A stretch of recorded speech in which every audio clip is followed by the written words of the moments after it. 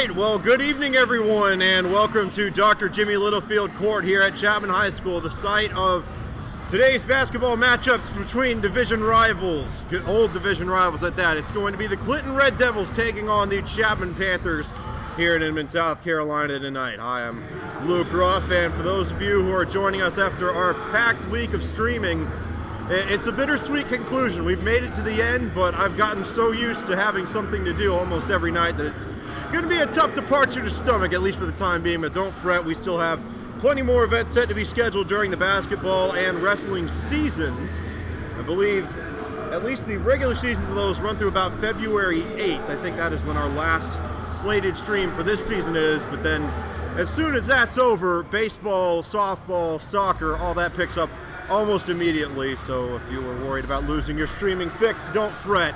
We'll have you covered. We'll get a schedule of games put together for the spring athletics season in the coming weeks. Until then, this one should be a good matchup.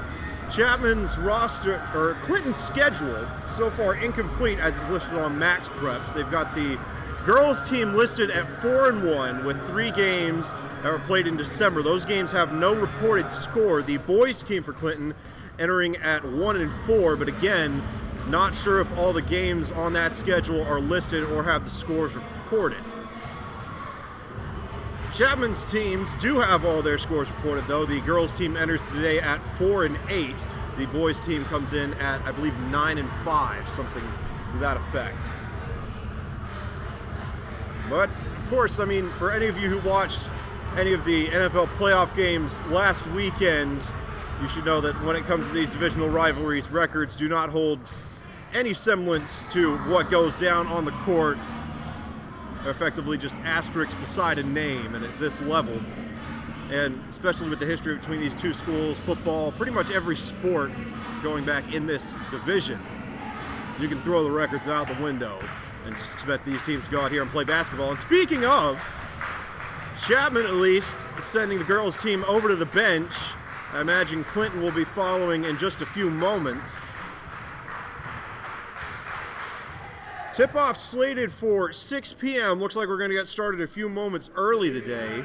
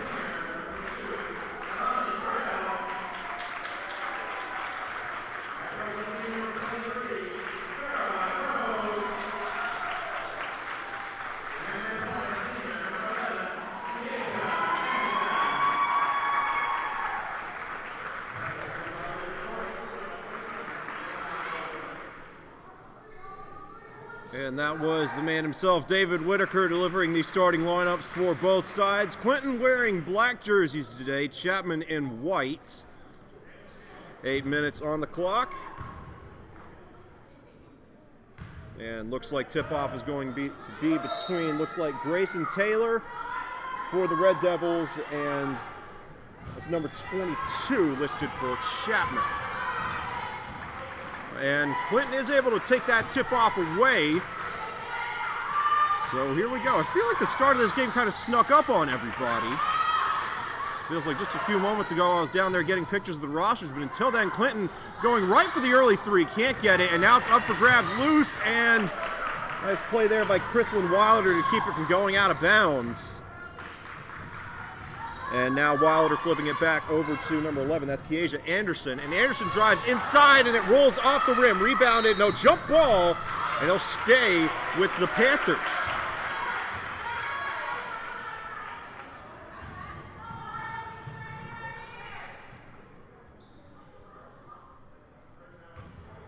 Lonnie Terrell, number 22, has a play by her to go ahead and force the jump ball early. Keep possession with the Lady Panthers, but not for long. It's taken away.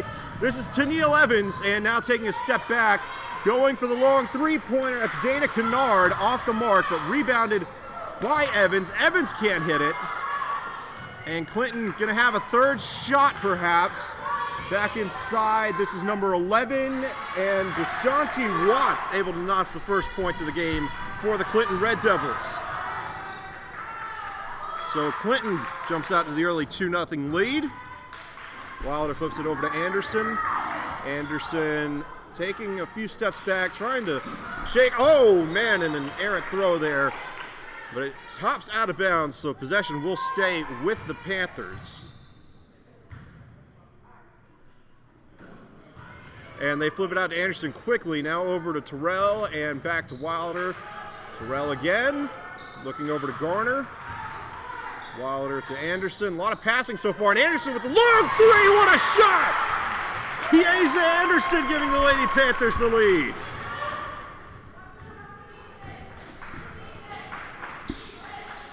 And Clinton trying to work from the outside again, flipping it over to number 14. That's Serenity Baker in the game now. Back to Baker, going inside, loose for a moment, but brought back in and off the mark. Still up, but I think we got a shooting foul called. And it looks like, yep, Tanique Austin headed to the line for Clinton.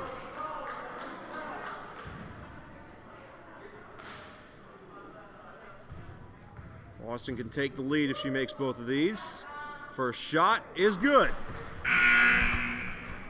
Game tied up, 6:09 to play in the first. Clara Gramling in the game now for Chapman. Gramling was having an excellent game the last time we streamed. It's crazy to think that the last time we streamed a girls varsity game, I think it was December 8th against Greer. Just the way the schedule worked out. We had a lot of boys varsity games during the Battle of the Border tournament, but other than that, have not seen much of the girls team. Last time we were here, Clara Gramling went down with an ankle injury after having a really, really solid performance, particularly from behind the three-point line against Greer. And you can still see she's got a small brace on that ankle. But no sign of it hurting her here. Able to knock the game back up at 4 on the first free throw. Now to take the lead. Gramling's second shot is good. And just like that, the lead goes back to the Lady Panthers. And Clinton trying to work from inside again. They send it up, off the mark, and rebounded by Anderson. Kiesha Anderson, man, booking it down the court and goes for the layup. Not there. Came in with a lot of heat on that one and had Tennille Evans all over her. 5:49 on the clock in the first. Clara Gramling to check it in for the Lady Panthers. And Gramling gets it over to Garner, now to Terrell, over to Wilder, back. They were trying to set up Gramling for the three. Instead, they're going to try and flip it out to Anderson. Anderson kind of weighing her options now, and goes for the three-pointer herself, off the mark, a little bit to the left, and brought back in by the Red Devils. Dana Kennard flips it over to, I believe that's number 1. These numbers are tricky to read for Clinton. Would not have expected that, honestly. The red on black, a little tough. And that shot no good, rebounded by Kiesha Anderson. He flips it over to Terrell, and Terrell gets fouled. So Chapman will have a chance to take a 3-point lead if Leilani Terrell is able to sink both of these free throws.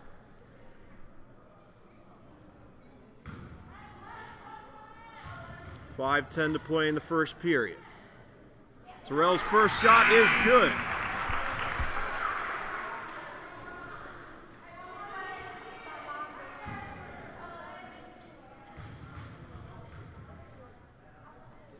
And Terrell's second shot is good. Chapman 4 for 4 on free throws.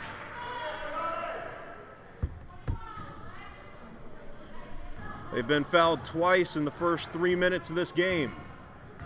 Tennille Evans scanning the court, flips it over to, that's Kennard now going inside and just off the mark with Deshaunty Watts. They've really been trying to get her going so far. Nothing doing, but we got fouls. Might be a shooting call, might be a shooting foul against Watts. Looks like it is. Can't take the lead here, but can certainly get Clinton closer than they are now. Still be a one-possession game regardless of what happens, though. Watts' first shot off the mark. Didn't get enough hang time on that one.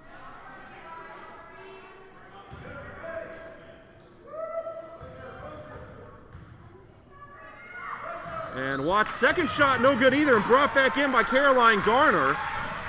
So now the Lady Panthers with the chance to take the first two-possession lead of the game. Kiesia Anderson wants to do it herself, and not going to happen there.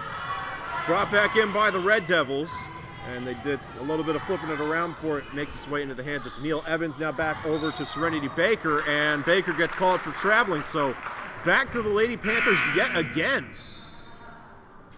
Garner to check this one into Anderson.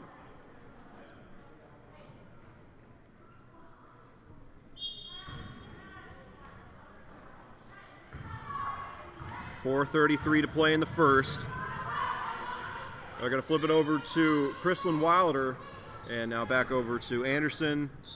Chapman has done a lot of this passing so far, just around the three-point line, and so far Clinton's defense has held sound. There have not been many openings, save for the... Oh, and this one's loose! And great play there by Kiesia Anderson to keep that one from going across half court. And now Anderson going to try to do it herself again, and nothing doing. Clinton's defense really playing well so far. As I was saying before, I kind of got cut off there by that ball almost going across half court. Chapman has done a lot of passing around the three-point line, trying to find some kind of window, and in games, particularly for the boys team, that has worked pretty well, and it works here. Caroline Garner for three, and just couldn't sink it. And so that's really the first time that Clinton's defense has whiffed enough to give Chapman a window on a three-point shot. They've taken them before, but those have mostly been windows that Kiesia Anderson has just kind of made herself after taking a step back. Sank a very, very pretty three-pointer early in this game to give Chapman their first points, but since then, the three-point game really shut down for both sides. 3:38 to play, and here's Anderson again, and only one for her last four shooting. Wilder sinks the three. Chapman goes up 10 to 4, 6-point lead for the Lady Panthers. And now Watts going to drive inside off the mark and jump ball. Yep, so this one will stay with Clinton.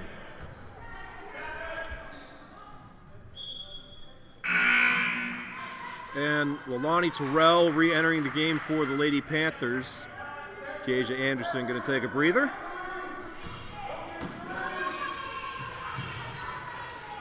And going right inside and taken away by Wilder. Clara Gramling going for the goal, and she's got it. 3-possession lead for the Lady Panthers.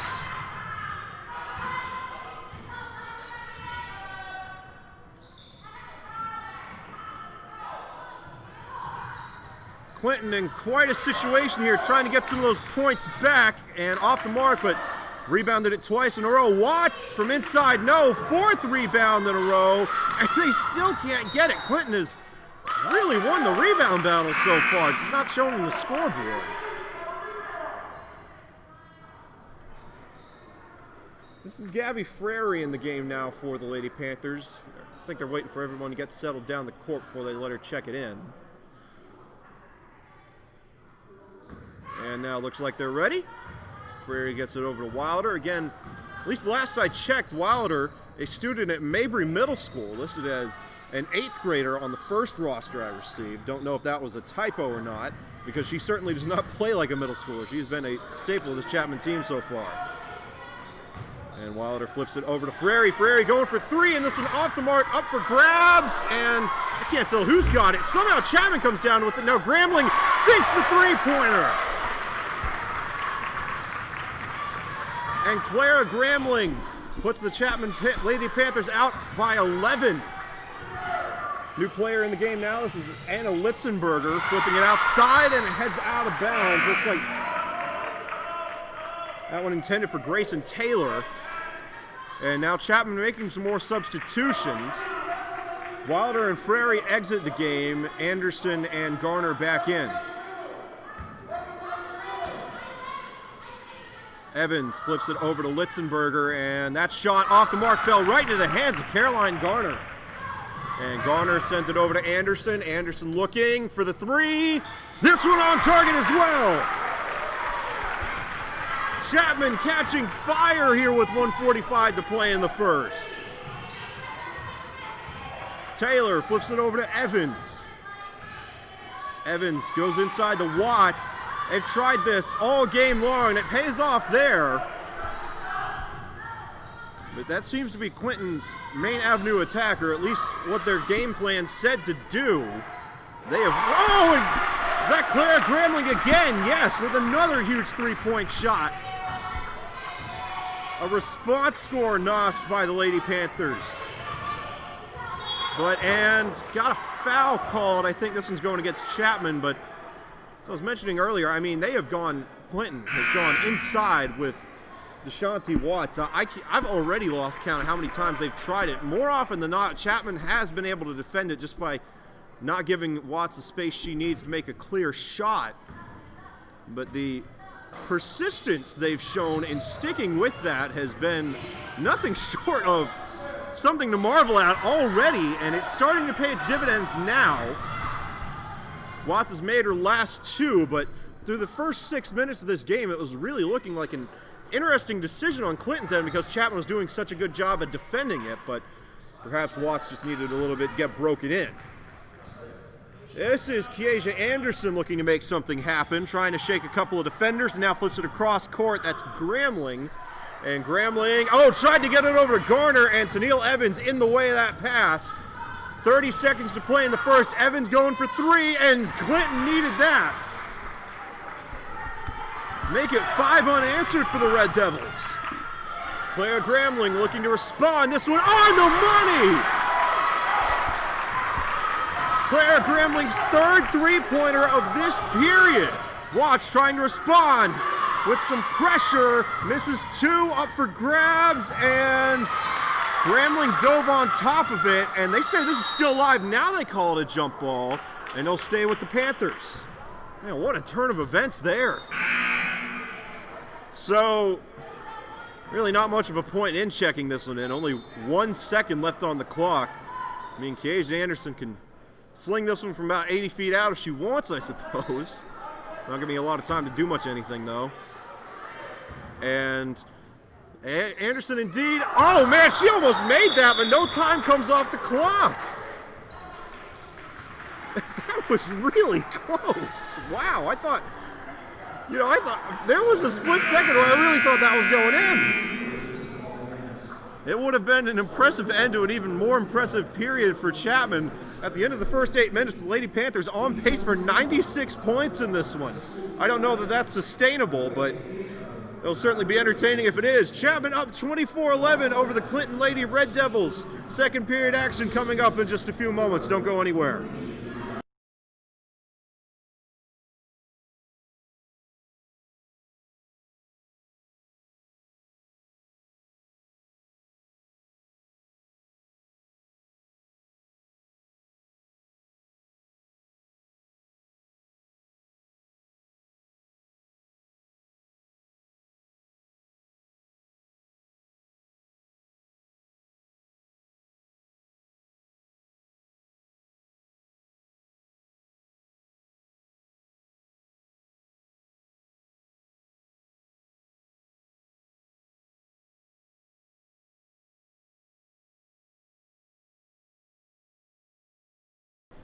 All right, and we're just waiting for that second ready to play now. Everyone back out on the court. 8 minutes on the clock. Second period, just a few seconds removed from getting underway. The lineups seem to have remained mostly unchanged Madison Elrod, or that could be a 30 for Chapman, I'm not sure. No, that's a 20. So Madison Elrod in the game, though I could have sworn Madison Elrod had black hair from the last time we did a Chapman varsity game back in December. And we got a shooting foul called, and it looks like Clara Gramling's headed to the line. Or it'll be Caroline no, they can't decide who's going, and it'll be, it looks like Watts for Clinton. So, pardon me on that one, Clinton with a chance to notch some points. And that is indeed Watts, and her first shot is good. 4-possession lead now for the Lady Panthers. And the second shot rolls out, really up for grabs, and it's eventually brought back in by the 8th grader, Clifton Wilder. And now Wilder takes a step back, flips it over to Anderson. And Anderson, weighing her options, going to try to do it herself. Really split some defenders and could not come down with it. Would have been a very impressive play. I mean, she ran right between two people. And this one loose, brought back in by Caroline Garner, hit the shoe of one of those Red Devils, I think. Anderson tried to get it out to Gramling, but Gramling wasn't ready for it. Right back to the Red Devils. Tennille Evans driving, takes a step to the side and off the mark. Shot that one off balance. 1 minute into the second period, Anderson going for three. This one off the mark and brought back in by Tennille Evans. She has had a slew of rebounds so far. Again, not a ton of points to show for it on Clinton's end. Chapman's defense playing very well, especially from outside the three-point line. Clinton has struggled from there. And now they're going to go inside. They did a lot of setting up for Watts early in that first period, but now it looks like that's Dana Kennard off the mark and right back to the Lady Panthers. So another missed field goal from Clinton. And it got some kind of stoppage. It looks like Chapman's making a substitution. Only 4 players on the court, though. Nope, there was the 5th.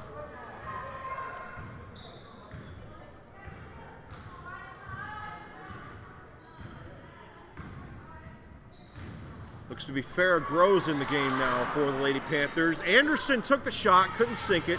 6:15 to play in the second. Clinton has the ball. Tennille Evans going to flip it out to Kennard. Kennard almost lost that one. Good job to get back in front of it. Now Watts going to try and work from inside the paint again and sinks another one. Back down to a 10-point lead.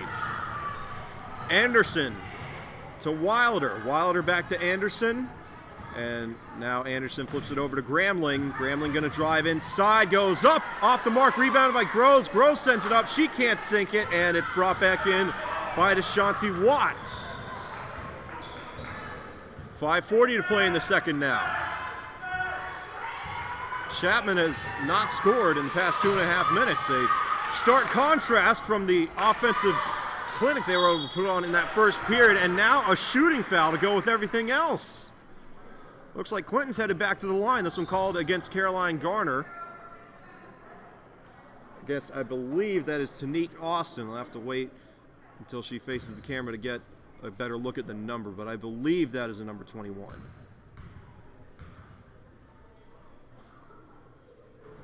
And that is indeed Austin. Her first shot off the mark. Lonnie Terrell re-entering the game for the Panthers. Caroline Garner going to take a breather. 5:28 to play in the second period. This to make it a 3-score game. And it does roll in. So, Clinton starting to cut into this lead, and Farrah Groves from right under the goal. I forgot about her. Groves able to sneak through that defensive front and get Chapman back on the board. Their first points of the second period. Evans looking, going inside to Watts. Here we go again, and Watts this time off the mark. It's really been about a 50-50 shot so far in this game. Oh, beautiful setup for Clara Gramling! And Gramling was standing on the line. I think they're going to call it a 2-pointer, but still an impressive shot nonetheless. And just like that, Chapman's right back up by 13. That's where their lead has been for most of the game. Grayson Taylor gets it over to Evans. Evans wanted to go for 3, instead drives inside for the 2 and sinks it. Kiesha Anderson flips it to Gramling.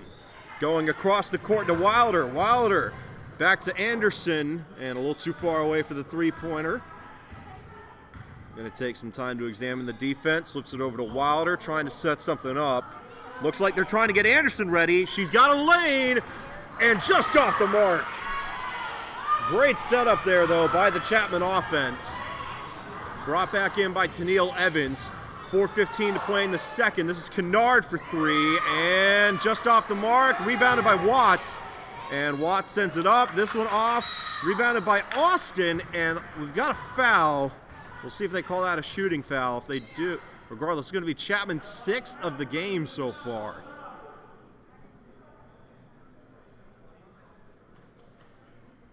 And indeed, it is another shooting foul. So Tanique Austin headed back to the line. She went 1 for 2 on her first trip here. And that one falls in, make it 2 or 3. Back out to a 10-point lead for Chapman. And Leilani Terrell exits. She's replaced by Caroline Garner for the Lady Panthers. Chapman been doing a lot of substituting so far. Clinton, I think they might have made 2 subs all game, those being Grayson Taylor and Anna Litzenberger. But other than that, I think we saw a little Serenity Baker as well. But for the most part, their starters have remained in the game pretty much the whole time. Interesting contrast of philosophies there. Anderson driving inside, flips it over to Gross. They forgot about her again. And Farrah Groves gets Chapman a 30. I made a typo on Clinton's end of the scoreboard. They have 18 points, not 1. And Watts trying to make it 20. Rebounds her own shot, sends it up, off the mark again.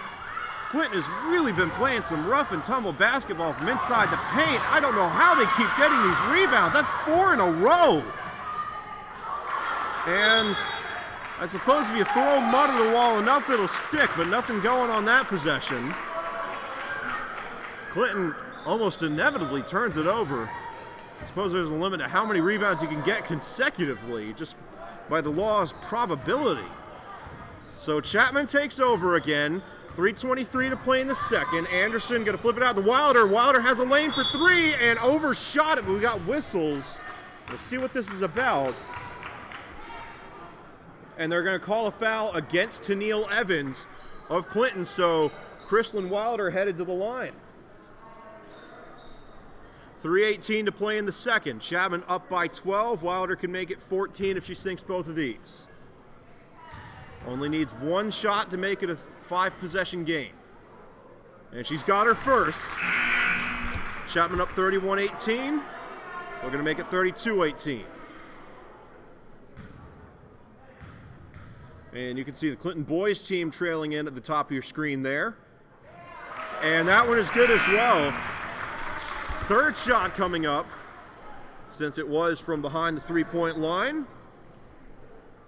Can Wilder get the Panthers out to a 15-point lead?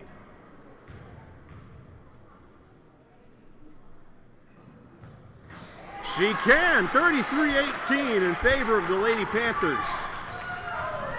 Chapman beginning to find their footing offensively with 3 minutes to go in the second period. Evans flips it over to Kennard. Kennard goes inside to Austin, now to Watts. And they were trying to set up their guy on the outside, off the mark. Trying to get a number there. It looks like that's Asia Boyd. So Clinton bringing in a new player.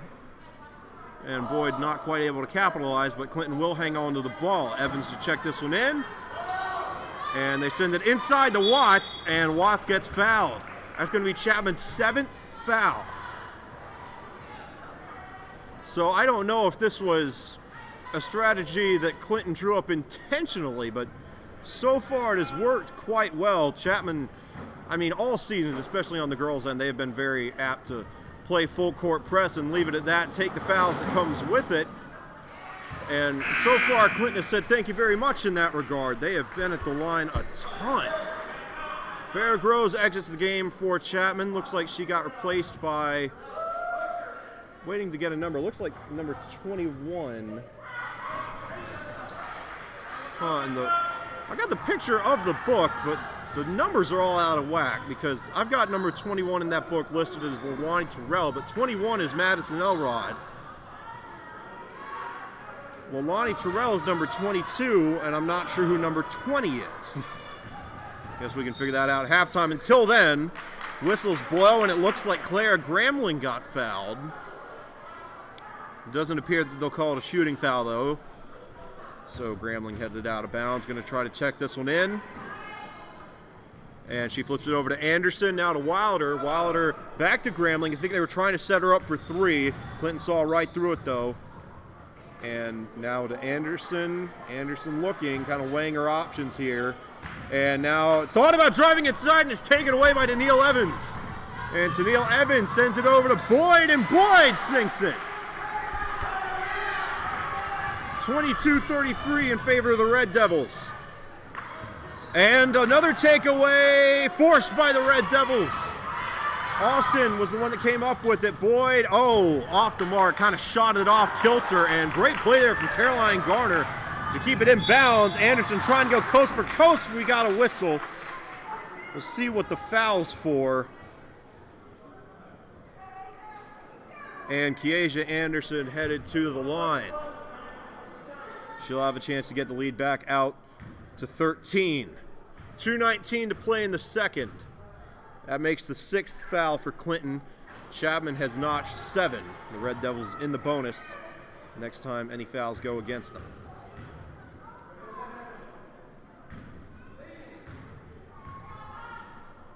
Anderson's first shot off the mark. Second shot is true. 12-point lead for the Lady Panthers.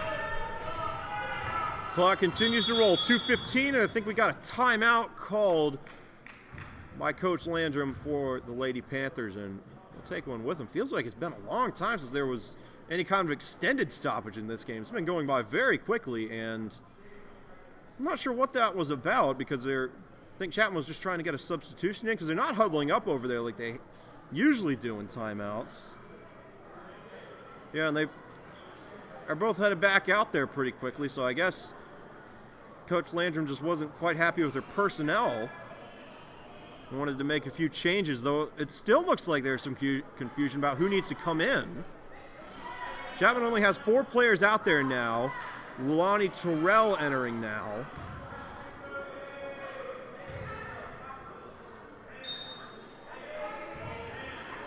And I think the confusion might be caused, looks like Wilder and Anderson both getting looked at by the trainer over on the Chapman sideline, so they don't look to be in any major duress. The Clinton defense might be under some duress, though. Claire Gramling tried to go coast to coast on the takeaway, couldn't pull it off, and that pass too tall for Madison Elrod, taken away by the Red Devils. I tell you, they have won so far in just about every defensive category, takeaways and rebounds in particular. They have excelled so far, but the sheer shooting accuracy, as you can see, again, just not there. But this is where they've really excelled from the foul line. Another shooting foul called against the Lady Panthers again. I don't know if that's intentional. I don't know if it's an exploit that Clinton said, okay, yeah, we're really going to run this into the ground because we know we can score on it. But so far, it has been very successful. 8 fouls notched by the Lady Panthers, pretty much all of them from inside the paint, and moreover, pretty much all of them have at least gotten a Clinton player to the line. And this one off the mark. Clara Gramling going to take it down the court with 95 seconds to play, and I think we got a timeout called by the Lady Panthers.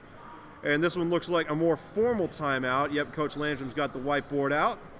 Looks like Clinton's going to try to draw something up as well. 1:28 to play in the first half. Chapman up by 10. Forgot to update the scoreboard there. 34-24 in favor of the Lady Panthers.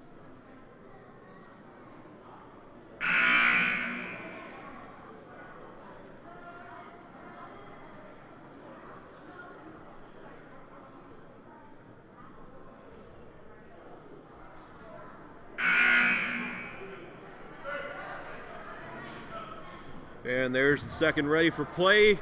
Both teams making their way back out onto the court. Quick timeout. Just the plays both sides drew up were reasonably simple. Anderson and Wilder back in the game now for the Lady Panthers. Good to see they're ready to go. And Caroline Garner going to flip it over to Clara Gramling. Back to Wilder now. And Reagan Tollison in the game for the Lady Panthers. Or check that, I believe that's Gabby Frary. And Chapman really doing a lot of passing around. I suppose that the play they were trying to set up got blown up, and they're having to kind of adapt. And Anderson for the long three. This one off the mark, but she rebounds her own shot.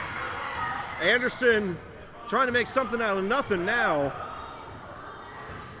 Looking back to the sideline, trying to get some signals. And they're going to flip it over to Grambling. And Grambling driving inside, lost her handle on it, and it's taken away by the Red Devils. Another turnover forced by the Clinton defense. 37 seconds to play in the second. Kennard thought about going for the long three. Instead, she flipped it over to Grayson Taylor, tried to get it over to Evans, and it's going to end up in a three-point play attempt for the Lady Panthers. Or no, take those points off the board. Whistles blew, believe Garner. I didn't see the signal, might have gotten called for traveling there. So no points on that shot. 17 seconds to go. They're going to try to work Watts inside again. Watts goes up, sinks it. 8-point lead now. Can Chapman respond before the buzzer? Under 10 to play. Clara Grambling driving from under the basket, off the mark, and rebounded by Tennille Evans. Clinton going to have a chance for a half-court shot, flinging it up, off the mark. And that will bring an end to an action-packed first half. A lot of offense in the first 8 minutes, a lot of defense in the second. And just as the offenses looked like they were starting to find their footing, the clock expires on the second period. So heading into the locker room, Chapman up 34-26. Back in 10 minutes for the start of the third period.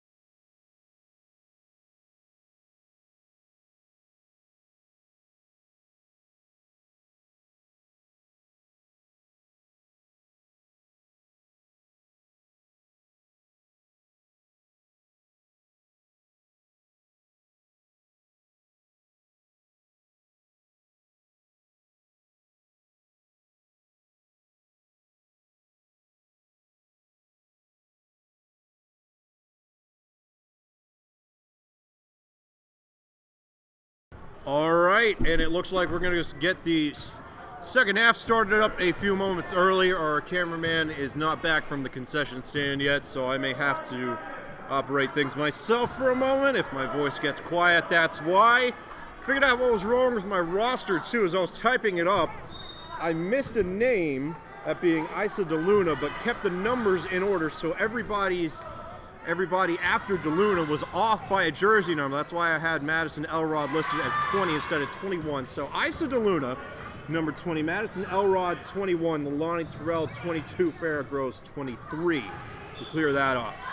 And Chapman started the half out with the ball, couldn't capitalize. Now Clinton turns it over again, so really shades of what we saw. Oh, and a great play there by Tiaja Anderson. And Chapman able to notch the first points of the second half. Their lead goes back out to 10. And now Tennille Evans answers right back. So if I can find a moment here, this is already starting out a lot more exciting than most of that second period. There were really some fireworks, especially at the end of the first period. Chapman's offense really got rolling, put up 24 points in the first 8 minutes, then pretty much got shut down, only put up 10 in all of the second period. Clinton's defense started to step up, and now it appears things are slowing down again. And Watts goes inside, and this is the lowest the lead has been for a long time. 36-30. Only a 2-possession advantage for the Lady Panthers. Wilder trying to make it a 3-score game, and off the mark, but Caroline Garner able to notch the rebound. Wilder flips it over to Anderson. Now Garner back to Anderson. And Anderson going to weigh her options a little bit. 6:20 to play in the third. And now Clara Gramling flips it back over. Anderson for 3, up, and looked like it might bounce in on the second attempt, but no good. It'll stay with Chapman, though, batted out by a Clinton player. Gramling checks it into Anderson, and now they've been trying to do this a lot, and Clinton has had an answer for it. This passing around the three-point line has not fooled the Red Devils the same way it's fooled other teams, and Anderson drives inside, says, I don't need the three-point line to score. 38-30 now. Chapman back up by 3 scores. And this is Serenity Baker trying to get it inside to Tanique Austin and turns it over.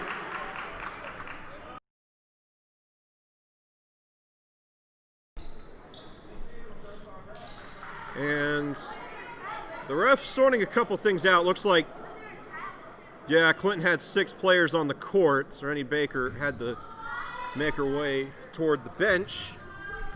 Catching a breather there. 5:40 to play in the third. Tiaja Anderson taking her time, kind of scanning the court. Now flips it over to Garner, who flips it to Gramling.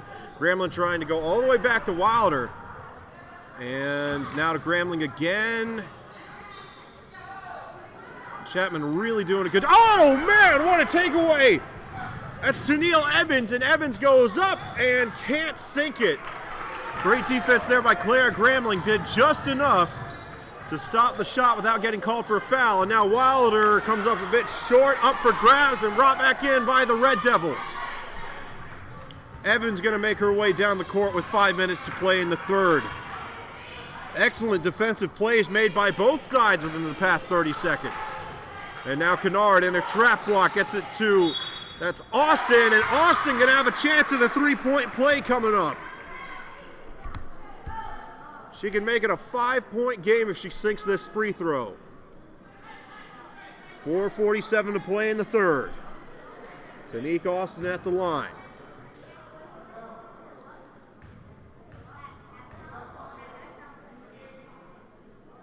And that shot is no good. And now Clara Gramling going to flip it over to Garner. Garner has a lane and sinks the three-pointer. And a timeout called. I think Chapman took that one. And, yep, there's the whiteboard. Coach Landrum must have seen something she liked in that defensive front from Clinton. They're going to draw something up.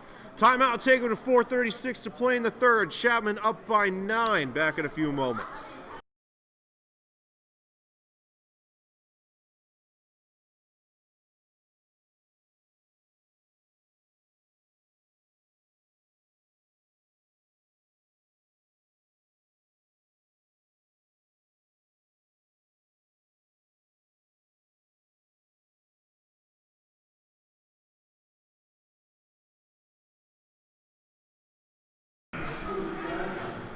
And we're back. Gabby Frary in the game now for the Lady Panthers. Clinton going to start out with the ball. 41-32. Clinton has gone blow for blow with Chapman so far in this period. They started with an 8-point deficit to climb out of. It's only gone to 9 over the course of 3.5 minutes. Every time Chapman has scored, they have been able to respond in one way or another. And now Kennard for the long two, rolls off the rim, rebounded by Clara Gramling. She gets it over to Kiesia Anderson, and Anderson tried to get it over to Caroline Garner, but it's tipped and heads out of bounds. It'll be Clinton ball and a Litzenberger in the game now. Or no, they're going to keep this with Chapman, excuse me. Gabby Frary descended in. And she flips it over to Kiesia Anderson. Anderson motioning her teammates around, gets it over to Wilder. Back to Anderson now. And Anderson going to drive inside, sinks it. And Kiesia Anderson gets the lead back out to 11 halfway through the third period. Evans flips it to Litzenberger. Litzenberger looking to get rid of it. Goes inside to Kennard for the long two, and this one's good. Garner checks it into Anderson. Neither team wasting any time. And Dana Kennard takes that one away. And now taking a few steps back to Neil Evans, looking to slow things down. Litzenberger looking to get this one inside. It's broken up and taken away by the Lady Panthers. Evans almost forced another turnover, but it's dead. Caroline Garner sinks the layup. Right back out to an 11-point lead. 3:15 to play in the third period. And Evans for the long two off the mark, up for grabs, rebounded by Clara Gramling. Gramling flips it to Garner, who gets it to Anderson. And now Anderson just going to do it herself and sinks it! Chapman pouring it on. 7 unanswered for the Lady Panthers. 48 points on the board already. And Clinton going to try to work from the inside, and they're going to call that a jump ball. It'll stay with the Red Devils, though. We have not heard much from Deshaunty Watts. Clinton, rode her to the bitter end of that first half, but she has been shut down so far by the Chapman defense. I imagine that was their first major adjustment because Watts, they had a great game plan dialed up, just didn't have the shooting accuracy to go along with it, but they had Watts hanging out under the basket for most of the first half, and she can win those rebound battles. And even when she did it, Chapman would get called for shooting fouls, but Clinton was not able to capitalize on those fouls and wasn't able to keep up with the three-point game of the Lady Panthers. They're able to sink another one there, 51-34. 17-point advantage. But, that really has been the story so far. And Chapman is starting to pull away in all facets of the game, but especially in that first half, Clinton was winning just about every defensive category. They just couldn't shoot. And this one brought back in by Deshaunty Watts. We got a timeout taken, I think. Looks like Clinton called that one. 1:58 to play in the third. And yeah, maybe that's what they're going for, because Watts was their main weapon in that first half. She and Tanique Austin really got a lot done from underneath the goal, inside the paint. They were winning the rebound game and then just kind of shooting at will because they knew they could rebound it again if they wanted to. But Chapman done much better rebounding the ball and has done a much better job of making sure that Clinton does not make their way inside the paint. They have done a very good job of defending from inside the three-point line. And I like the concept there because Clinton has not shown to this point that they can shoot from behind the three-point line. So forcing them out of their comfort zone and making them go for those longer shots is a very viable defensive strategy, and to this point it's worked. Only 8 points notched in the third period. Chapman, meanwhile, has put up 17. Tanique Austin going to check this one into Tennille Evans. Both of them have had busy evenings so far. Evans primarily as a distributor, though she has had a few shot attempts of her own. And here's Watts, now flipping it out to Kennard, and going inside. Grayson Foster puts it up off the mark, but rebounded by Watts, and Watts sends it off the backboard, and that is exactly what happened in the first half. They'd shoot it up, it'd be off the mark, Watts would rebound it, shoot it off, rebound by Watts, and they just keep on working that until Chapman either got it back or somebody put it through. And this one up for grabs. What a takeaway by Watts. Evans has it now, looking for an opening, flips it over to Foster. Foster back to Evans, and looks like Chapman's defense is settled in. Evans going for 3 and sinks it. Heard a whistle. Did we get a timeout? I think we did, and looks like that one was called by the Lady Panthers. So just like that, yeah, 5 unanswered for the Red Devils. Chapman looking to find their footing defensively. 1:09 to play in the third period. And you can't see them now, but that looks like the Clinton boys team. They were hanging out on the bleachers that are to my right. They're just out of frame. Even if we pan over all the way to the right, you can't see them because they're really high up around the track. Or no, that's a Chapman team, excuse me. That's where they'd been hanging out. I believe Clinton's team is actually in the auxiliary gym right now. And there is the Chapman boys team about to head to the locker room. Maybe gonna stick it out for this play, see what happens. Clara Gramling flips it over to Wilder, over to Anderson. Anderson going for 3 and overshot it. And great play there by Gramling to keep it in bounds, but it falls into the lap of Tennille Evans, who loses it for a moment. 45 seconds to play in the third. Evans weighing her options, gonna flip it to Kennard. Kennard goes over to Austin. Austin with an inside pass to Watts. Are we gonna see more of that cat and mouse? No, Watts sinks her first shot. 10-point game, 7-point run here for the Red Devils. 20 seconds to go. Wilder sends it up, off the mark, rebounded by Austin. Chapman tries to force the jump ball, and they do, so they'll hang on to it. Clock stops at 18.9 seconds. Caroline Garner going to check this one in for the Lady Panthers. Chapman has done significantly less substituting so far in this half. That was a major theme, particularly in the first period. They were just plugging and playing, seeing who could get a hot streak going and who couldn't. Oh, and speaking of substitutions, I don't know how I missed Isa DeLuna entering the game for the Lady Panthers. She's up at the top of the screen. Instead, KJ Anderson drives inside, lost her handle on it, but no harm, no foul. The buzzer sounds. So a 17-point third period comes to a close for the Lady Panthers, though Clinton doing a really good job of hanging around. They really went blow for blow with Chapman in that one. They were down by 8 at the start of the third, down by 10 at the end of it. So don't go anywhere. This is going to be a good game, probably going to come down to the last moments, or the last few minutes at least, of the fourth period. Clinton down by 4 possessions, 10-point lead for the Lady Panthers, 51-41 when we come back.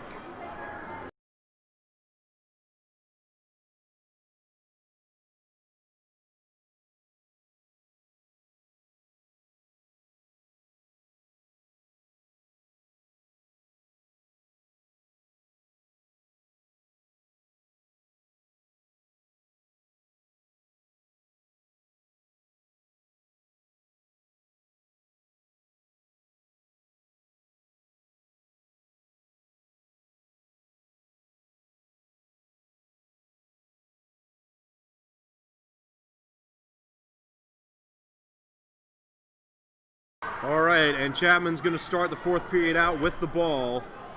Or, nope, now they changed their minds. Clinton's going to have it. Tanique Austin going to check this one in to Tennille Evans. Evans flips it outside to Taylor. Taylor for the long 2, off the mark and rebounded by Wilder for the Lady Panthers. Chrislyn Wilder, the 8th grader, making another impactful performance here. She has been a standout for the Panthers so far this year. And Terrell had a lane open inside, but fumbled with the pass, and it's eventually brought back in by Farrah Groves. So Chapman back to square one now, looking for an opening. This is Kiesia Anderson working from the outside, going into Groves, and Groves almost had it taken away, had to get it back to Grambling. Back to square one again. Anderson fakes for the 3, now going inside. Can Groves get it now? Nope, gonna send it over to Grambling. Grambling just sends it up and comes up short. Rebounded by Austin, she flips it over to Dana Kennard. Kennard making her way down the court, sends it inside to Watts. Watts looking to get it back out. Taylor from the free throw line rolls off the rim and rebounded by Leilani Terrell of the Lady Panthers. And now Clara Grambling going for the long 3, and this one rolls out. Rebounded by Clinton. Both teams going back and forth in the first 75 seconds of the 4th period. Not a lot of traction for either side to this point. Watts trying to work from in the paint. Sends it up off the mark. Rebounded by Kiesia Anderson. Anderson wants to do it herself. Now flips it over to Wilder. Has all day to set up, and Wilder's shot off the mark.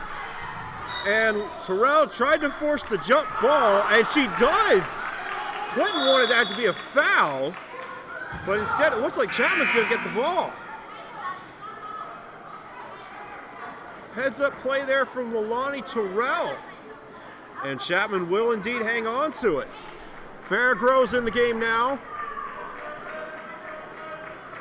Grambling checks it into Anderson, who gets it to Garner. Back to Grambling.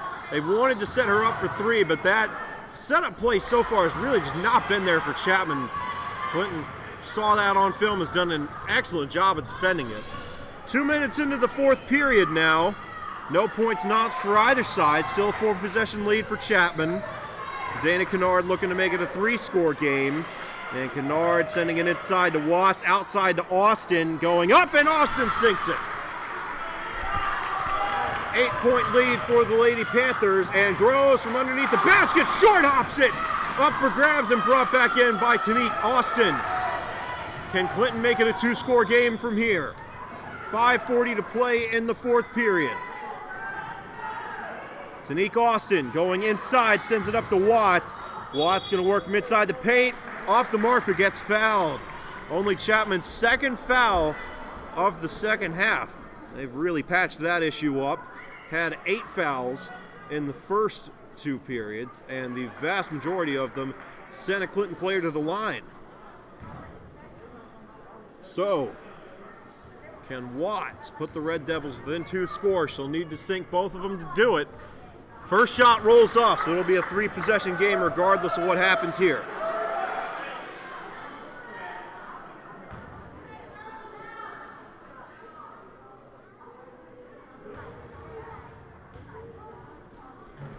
And this one goes in. 51-44. Lady Panthers still on top. They have not trailed since the opening minutes of the 1st period. And they're going to flip it over to Groves, and Groves off the mark. Did everything she could to rebound it, but Clinton once again dominating in the rebound category. Chapman was on a little bit of a hot streak early in the 3rd, but since then it has been all Red Devils in the rebound game. Clock stops at 5:09, ball skips out of bounds. It'll stay with Clinton. Tennille Evans to check it in. Farrah Groves exits the game. She's replaced by Gabby Frary of the Lady Panthers. Evans looking for an opening. Going to send it outside to Kennard for the long 2. Kennard off the rim, up for grabs. And Chrislyn Wilder able to bring it in for Chapman. 5 minutes to play in the 4th. Anderson, she sent it right off the torso of Deshaunte Watts. Almost like she didn't even see her there. But Chapman will hang on to it. Watts the last person to touch it before it headed out of bounds. Anderson looking to set something up, takes a step back, goes for 3, off the mark, and rebounded by who else but Tanique Austin. Dana Kennard going to flip it to Grayson Taylor, and Taylor sinks the 3-pointer. And don't look now, but we've got a 4-point ball game. Chapman's offense sputtering here. They have not scored the past 4 minutes. Anderson trying to notch some points herself and gets them. Still a 2-score game.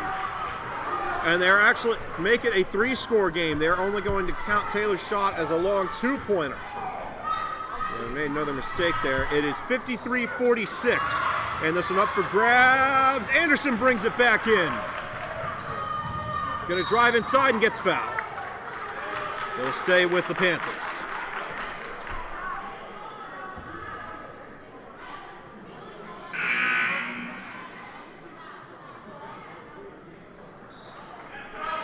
And Frary exits. Farrah Groves back in the game now for the Lady Panthers.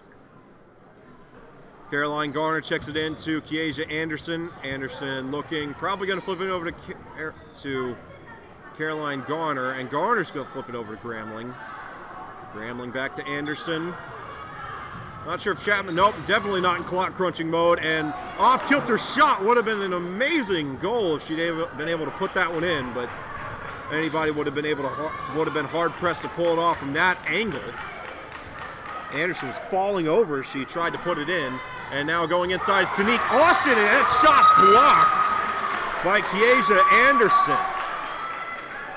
The ball will stay with Clinton, but a defensive momentum builder there for the Lady Panthers. Excellent play by number 11. Tennille Evans going inside to Watts. Watts can't sink it, but she rebounds her own shot, sends it up again, off the mark, rebounds it again, sends it up, this one off, and headed out of bounds. They're going to call it Panther ball. 3:20 to play in the fourth now. Caroline Garner to check this one in.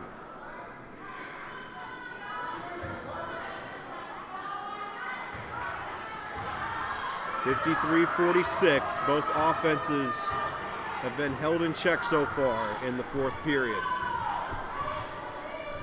Clock continues to roll, closing in on 3 minutes. Anderson now driving inside, sends it up, and it rolls in. Make it a 9-point lead for the Lady Panthers now. 2:50 to play in the fourth. Clinton got to get something going. Gonna flip it out to Austin, who wanted to go for three. Instead, she's gonna get it to Kennard, inside to Watts. Watts sends it up and sinks it. So Clinton at least able to respond there, and now Farrah Gross leaks out again, but cannot sink it. Gross 0 for her last 3 from inside the paint. And now Grayson Taylor, this one comes up short, rebounded by Caroline Garner. She gets it to Anderson. 2:15 to play. Anderson looking for some more points. Gross, and reestablishes her momentum and sinks that one. 57-48. 9-point advantage for the Lady Panthers. Evans takes a step back, goes for 3 and sinks it. Both teams over 50. Timeout called by Clinton. So it is still a 2-score game. We'll see if that 3-point shot from Evans can get some momentum going for the Lady Red Devils. They'll certainly need it moving forward. 2:01 to play. This one going to come down to the wire. Again, Clinton has not led in this game since the early stages of the first period. Chapman has been on top. Their lead has been as high as 17 points. But credit to Clinton. They have not only done a good job of hanging around, but have really clawed their way back into this game. Can they finish the job, though? We'll find out. Looks like the Red Devils headed back out onto the court. Chapman's players getting some water, now breaking the huddle. 121 seconds to decide the victor in this one. Chapman will start off with the ball. Caroline Garner will check it in to Kiesia Anderson.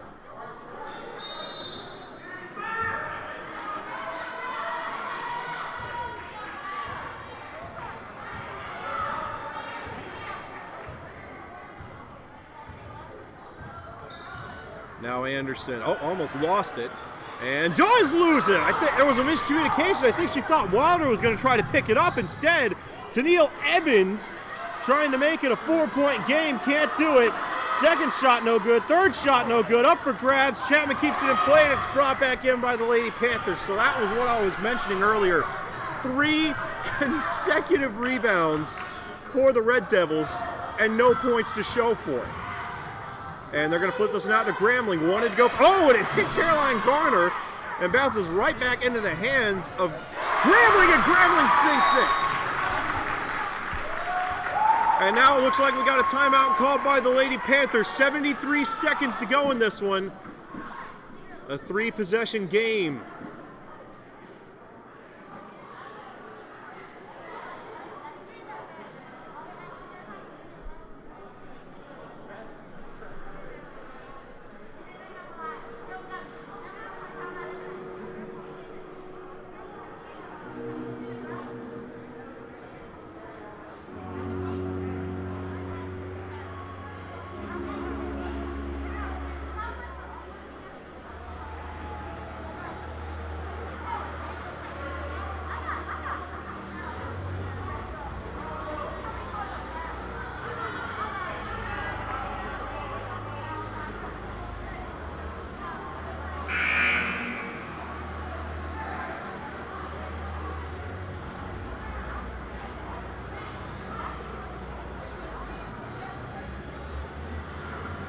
This one's still anybody's ball game, but Clinton's really going to have to turn on the Jets now.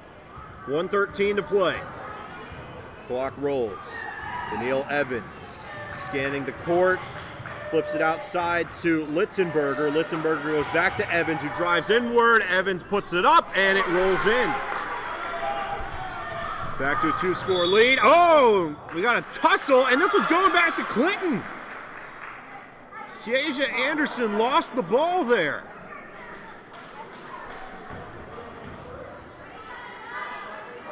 And they actually call it a foul against Anderson, but same difference. Dana Kennard going to check this one in to Evans. 6-point game, but 55 seconds to go. Clinton got to get something going here. Litzenberger for 3, but I think she stepped out of bounds. Yeah, stepped out of bounds and still overshot it. That one had a lot of gas on it. 50.8 seconds to play. I imagine Chapman's in clock crunching mode now, but nobody can seem to decide who's going to check it in. And now Caroline Garner ready to put this one into play.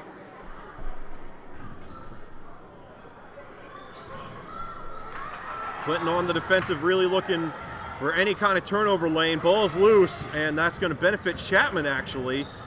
And Anderson, resists the temptation to drive inside. Chapman going to start munching some clock. Under 40 to play, and Anderson gets fouled. Neither team in any danger of getting into the bonus, so that one really doesn't do anything other than stop the clock. Caroline Garner to check in. 37.7 seconds left to go. And they flip it to Anderson all the way on the other side of the court. Anderson looking, and man, pile drives. Number 11, DeShanti Watts. But it looks like they're going to keep it with the Lady Panthers again. Blocking foul called against Clinton. 32.8 seconds now. Chapman slowly but surely moving backward. But Clinton has yet to get the ball. And another foul.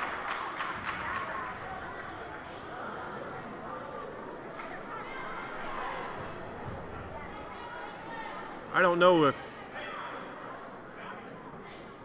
Yeah, that's Clinton's 4th foul. I don't know if they're intentionally trying to force Chapman all the way into the bonus. But if that's the case, I mean, there are other ways to get turnovers like that. Bad pass on the check-in. Watts going up and misses. Up for grabs. Rebounded by Austin. But can they sink it? No. Austin was fouled.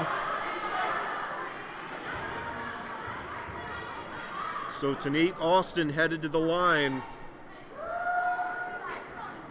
Well, off the top of my head, I believe she's 1 for 3 so far in this game from the line.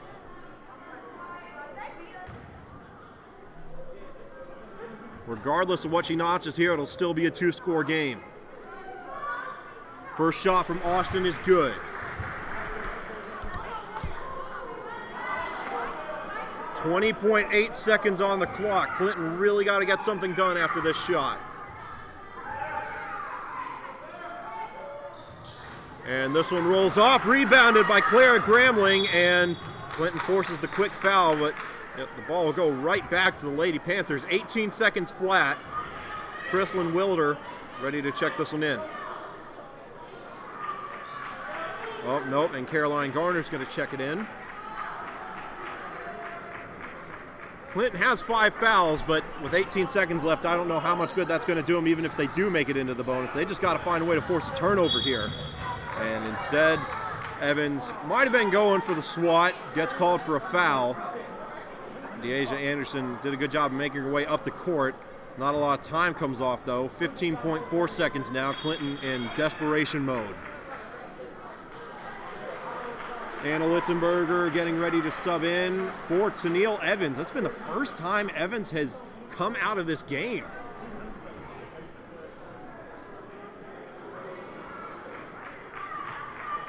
I imagine that a lot of these players are absolutely gassed. Several of the starters for both sides have not come off the court at all. Deasia Anderson has only had a few minor breaks and gets fouled again, so I guess Chapman's in the bonus now. That's 7 fouls. Mission accomplished for Clinton, I suppose, but 12.9 seconds left. I think it's too little too late, but they will get the ball back. Unless Anderson intentionally misses this one. And nope. The thought process was that if she threw it off the backboard hard enough and caught her own shot, she could start running around and burn some clock, but instead makes it 60-54. And turning this into a 3-possession game would effectively put it into the books. Deasia Anderson to clinch the game, possibly. Up and good. 61-54. That could be her final. Nope. Timeout called by the Red Devils.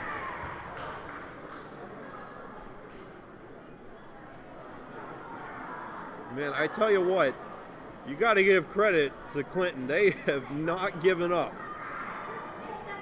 They are bringing this thing down to the bitter end, and moreover, they have come up with just about every way to win you can think of. They've tried everything at this point. And Chapman has been ready for most all of it. Having a few issues with the camera. Hopefully those don't persist. Clinton going to start out with the ball on Chapman's end of the court, so they'll have to make it down to their own basket. 12.9 seconds on the clock.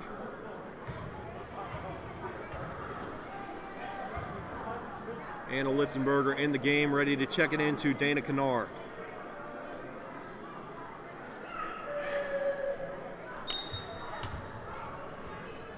And they're going to let it roll, so no time comes off the clock. And now Kennard going to flip it over to Litzenberger for the long 3. This could make or break the game. Off the mark, but rebounded by Kennard. And now that's Asia Boyd for the long 3. This one off, rebounded by Clara Gramling, and that might do it. And that is it. And the crowd erupts. The Lady Panthers able to take down the Lady Red Devils in match number 1 of this division rivalry. 61-54 the final. And a match that is only sure to fuel more animosity between these schools in the coming seasons. Chapman wins it by 7. Don't go anywhere. We've still got another match slated for what I would imagine is a 7:30 p.m. tip-off.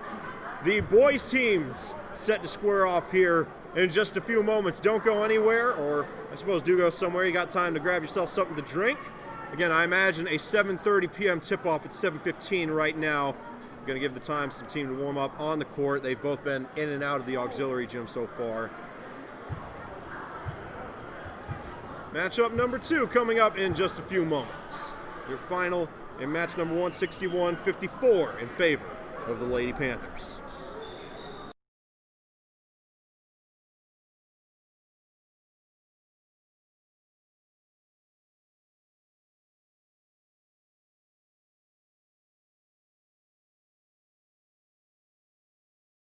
Oh, and scratch that.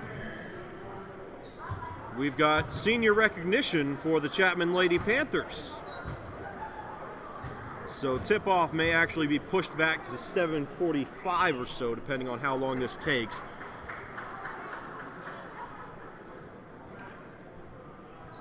I'll go ahead and flip the microphone around toward the audience. David Whitaker set to introduce the senior members of the Chapman Lady Panthers basketball team.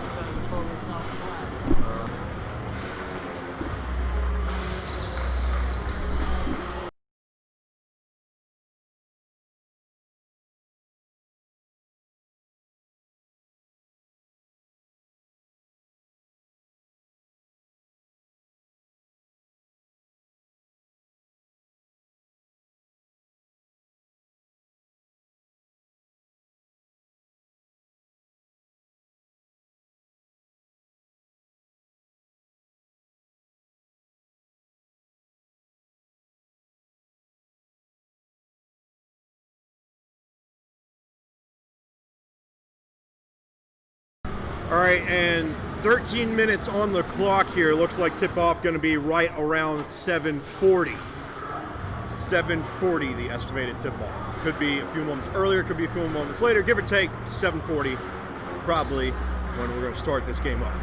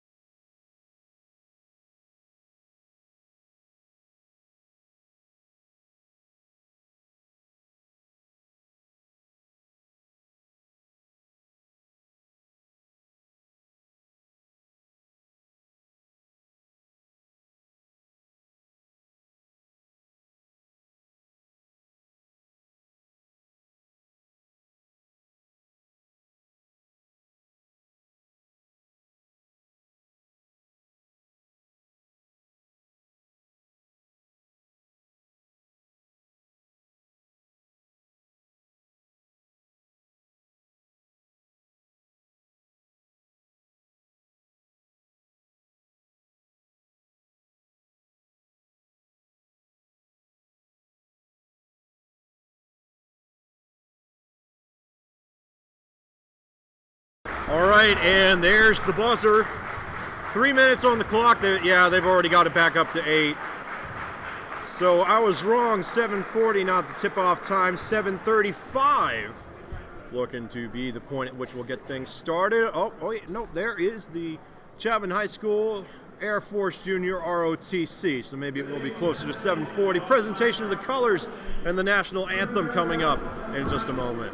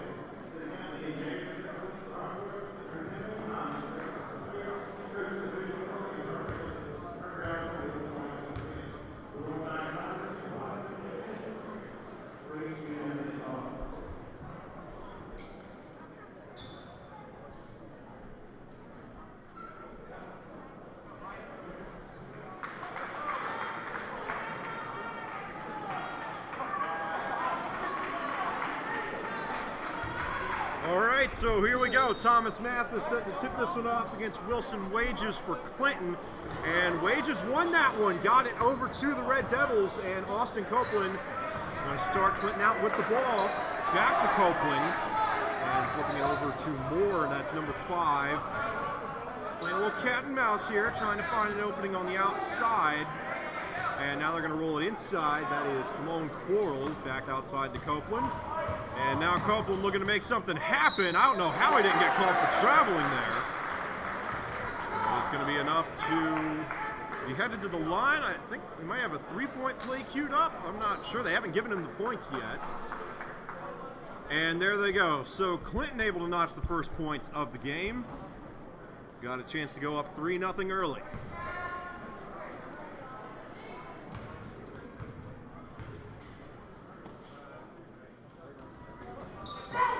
And Coral's second shot is good. 3-0 in favor of the Red Devils. Miles Carter flipping it over to, that is number 3, Colby Garner. And Garner lost his handle on it. Got it taken away by Quarles. And now they flip it over to Austin Copeland. There are 3 different Copelands on this team. Austin, number 1, Justin Copeland, number 3, and number 24, Jaden Copeland. Not entirely sure if there's any relation there. I would imagine there is. And that one heads out of bounds. Clinton will hang on to it. Oh, I'm sorry. I had the microphone turned around. Now Moore flips it over to Copeland, going inside to the other Copeland. That's Jaden. Lost his handle on it. It's brought back in by Miles Carter, who struggles to stay in bounds. And eventually gets it sent out of bounds, but Chapman will hang on to it.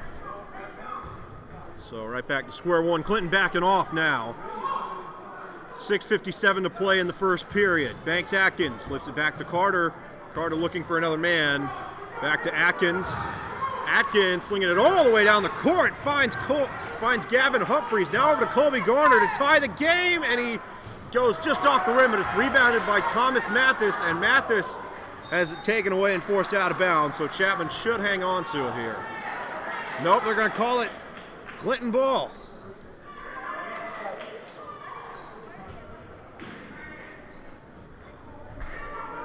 And this one checked in to Copeland. Oh, and Moore lost his handle on it, gets it back. And now Quarles flipping it over to Wages. Wilson Wages for 3 and sinks it. Clinton up 6-0 after the first 90 seconds. And Chapman really slinging this thing across the court. Atkins gonna go for 3. Had a man in his face and off the mark, headed out of bounds. Believe they're gonna call it Chapman ball. And indeed, Atkins to check this one in. And forced right out of bounds by Austin Copeland. 6:13 to play in the first. Atkins sending it over to Humphreys. Back to Atkins. He's got all day to set up. This one up off the mark, rebounded by Garner. Atkins flings it over to Gavin Humphreys, who gets it to Miles Carter. Carter going to duck inside for the jump shot, and he's got it. Miles Carter able to give the Panthers their first points of the game. 5:53 to play in the first. Wilson Wages for another 3. This one off the mark. Up for grabs, brought back in by Copeland, who gets it over to Jaden Copeland, and Jaden Copeland puts the Red Devils back out in front by 6.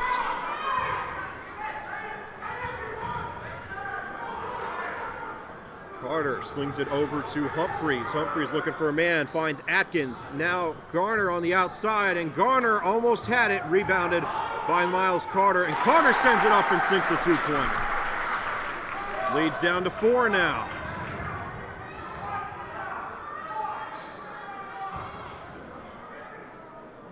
Copeland back to Moore. Now Moore driving, tried to send it inside to Wages, and Wages had it knocked out of his hand. Chapman tries to say it's theirs, and they get it.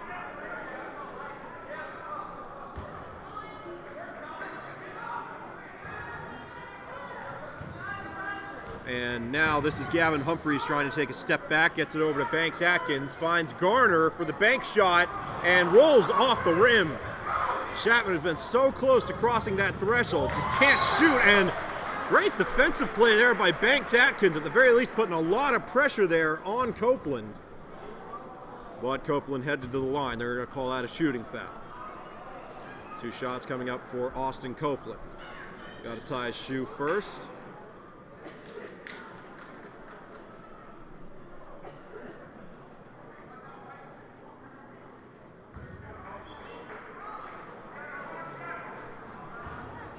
.450 to play in the first period.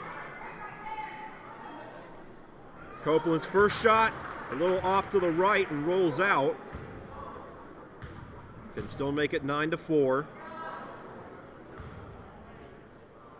And Jonathan Mitchell getting ready to check into the game alongside Tegan Ray. Ray, one of Chapman's best three-point shooters. And Miles Carter and Colby Garner going to exit, replaced by the two aforementioned Panthers. Chapman got to find their way to get out of a 9-4 deficit early in this one. 4:47 to play in the first. Atkins wanted Mitchell, gets it to Carter instead. Carter back to Atkins all alone. Atkins for three, and this one rolls off as well. Chapman just cannot get it inside. And now Copeland sends it inside to number 24, Jaden Copeland, who rolls it over to Will Wages. And Wages' shot no good, rebounded by Jonathan Mitchell. And Miles Carter flips it to Ray. Ray for three, and Ray sinks it. It took him a while, but Tegan Ray, again, one of Chapman's best three-point shooters, if not the best on the team. Able to sink that one and get this back down to a one-score game. Copeland trying to get it back out to a two-point lead, and when it heads out of bounds, it'll stay with Clinton. 4:01 to play in the first. Clinton's still up by 2. Chapman is not letting this one.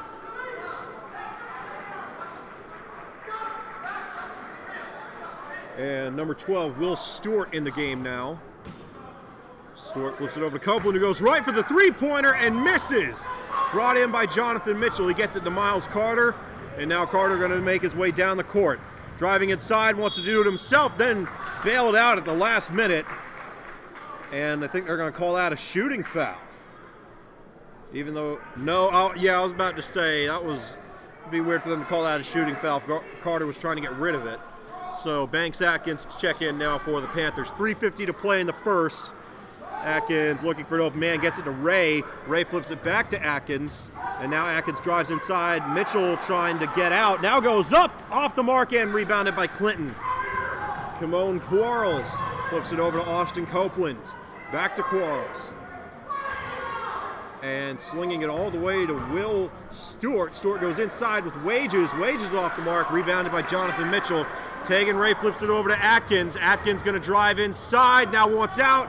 Got Miles Carter for the three-pointer, and it's in! Chapman has their first lead of the game on senior night.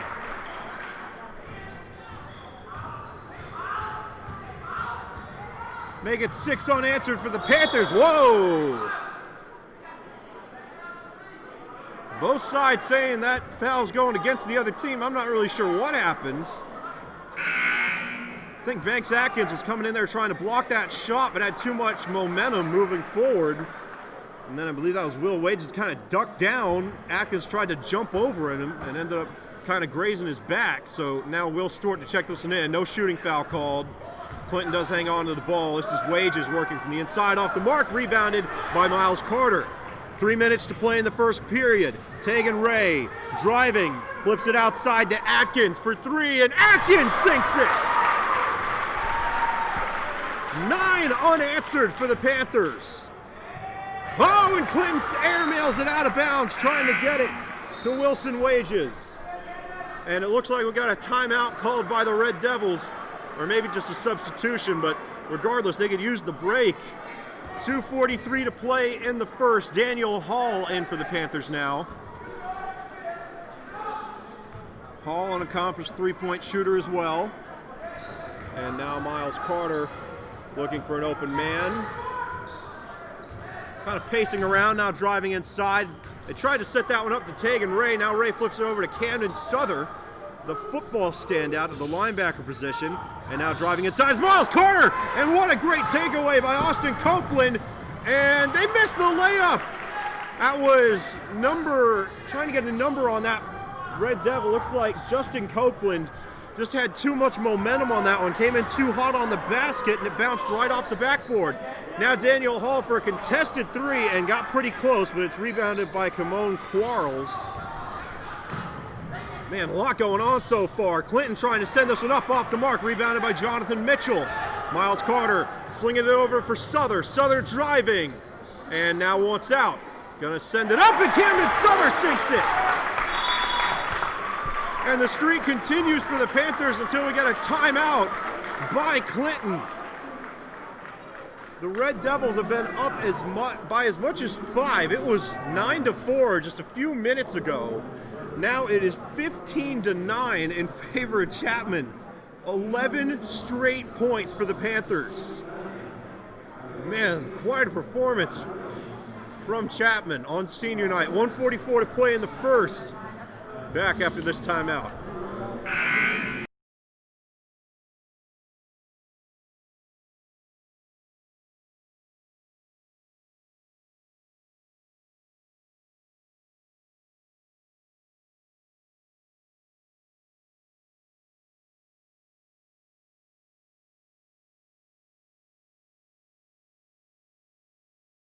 All right, and it looks like Tim McClurkin's in the game now for Chapman.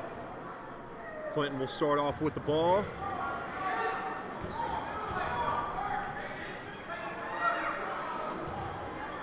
He's trying to find an opening right now, going a lot slower than they have to this point. And now that's Will Stewart for 3 off the mark, and another rebound by Jonathan Mitchell. Mitchell having an impressive first period. Oh, and a bad pass from Tegan Ray, who was trying to get it to Daniel Hall. And instead, Austin Copeland goes coast to coast and puts an end to that 11-point run.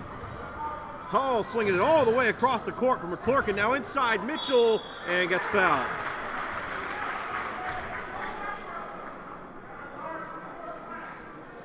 .105 to play in the first. Jonathan Mitchell going to have a chance to prevent Clinton from establishing a scoring streak of their own.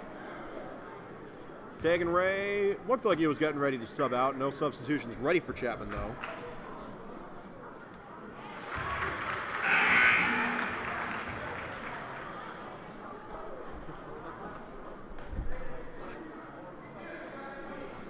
And actually, it looks like we've got that was a shooting foul call against Jonathan Mitchell. I don't know, kind of lost track there. Got a bit distracted, so both shots from Mitchell are good. 17-11. Under a minute now. Copeland flings it back to Moore. Now to Justin Copeland. Back to Austin. And now Moore going to drive inside. Justin Copeland for 3. Sinks it! Great shot from Justin Copeland. And now it's back to a one-score game. Tegan Ray flips it to Daniel Hall. 42 seconds in the first. Hall looking. Gets it to Souther. Now Souther trying to find the man. Gets it to Tim McClurkin. Outside to Tegan Ray. Going for 3. Ray sinks it! Nothing but net!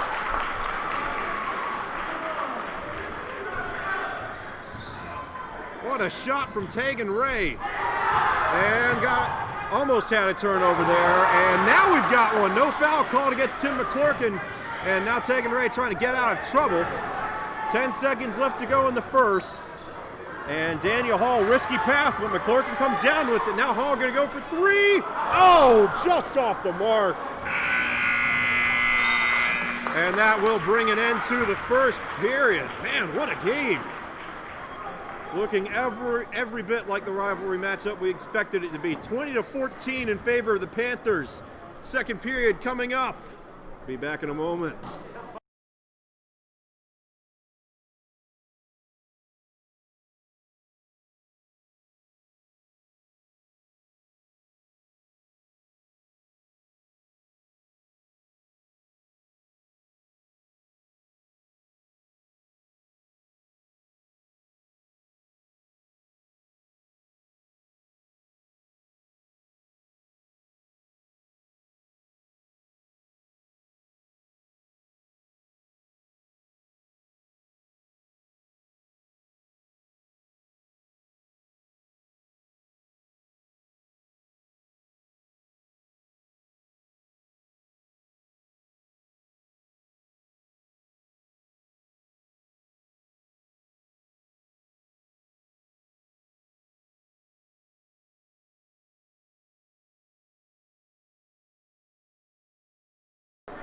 And Chapman got to get the substitution situation figured out. They got, nope, and Jonathan Mitchell going to exit now. He was headed onto the court, but going to head back to the bench.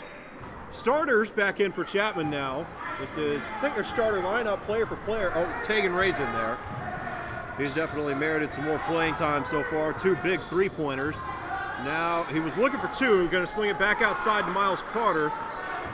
Carter now going to drive inside, had an open lane, and it was tipped, but goes in anyway. And the camera shut off on its own. We'll get that rolling again. Just know that it was a very great shot by Miles Carter. Justin Copeland with a nice shot of his own. 5-point game. Carter booking it. Wants it himself, goes up and gets fouled. Missed the shot, but he'll be headed to the line. 7:24 to play in the second period. Miles Carter looking to get it out to 24-17, and he will not. First shot is no good.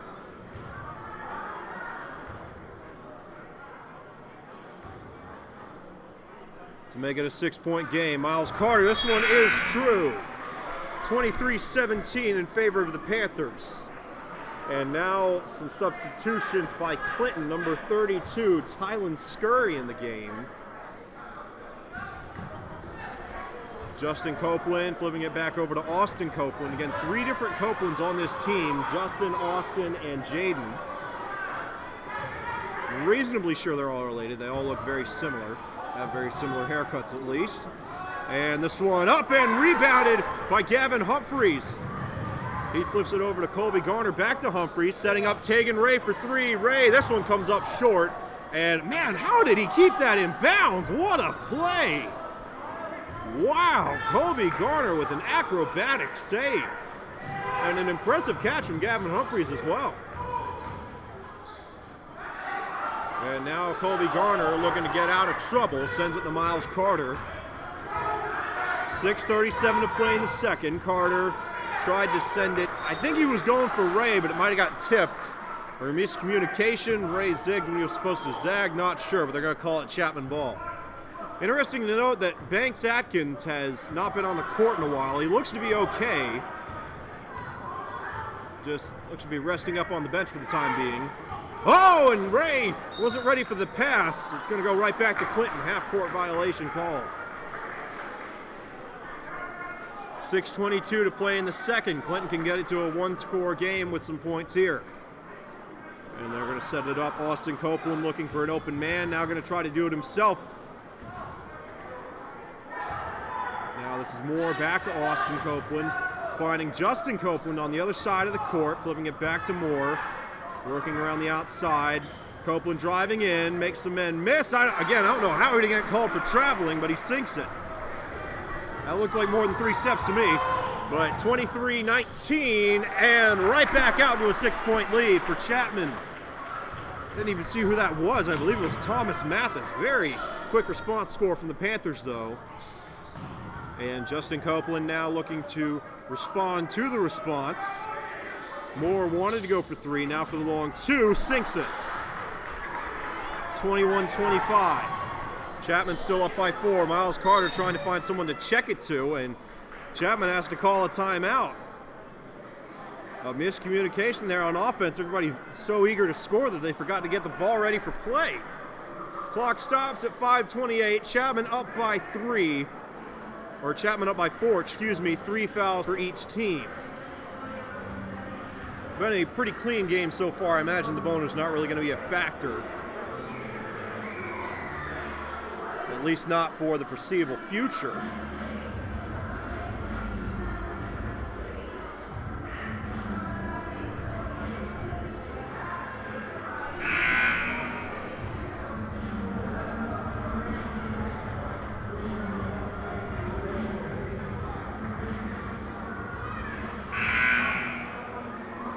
And now it appears that they've got their ducks in a row.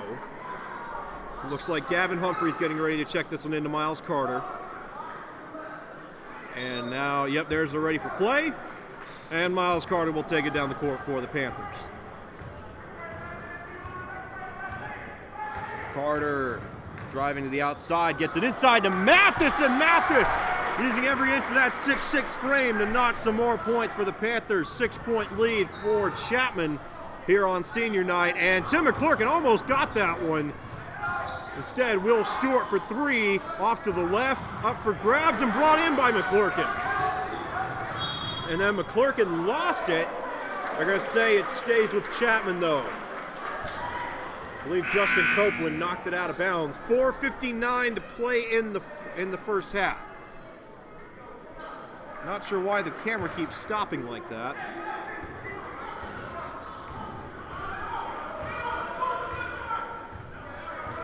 I can try something here in that regard. Usually that helps it. And off the mark. Gavin Humphreys couldn't sink it. Rebounded by Clinton, and now, man, that one looked like a foul in every sense of the word. And yeah, they didn't blow the whistle at first. Now, though, it looks like, so no foul called, I believe. I'm all for letting the kids play, but I mean, did see who was shooting. He was blanketing. And now up for grabs, still going, and Clinton able to get the better of that possession. 27-23. This is Gavin Humphreys for three, and he sinks it. Chapman cracks 30. Timeout taken by the Red Devils.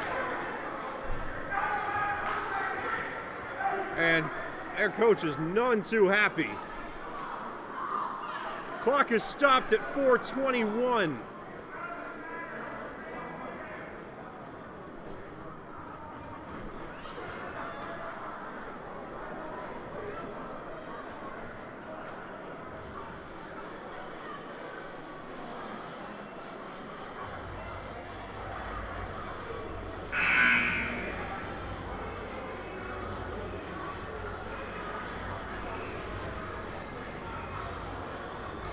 All right, and Banks Atkins back in the game for the Panthers, subbing in for Miles Carter.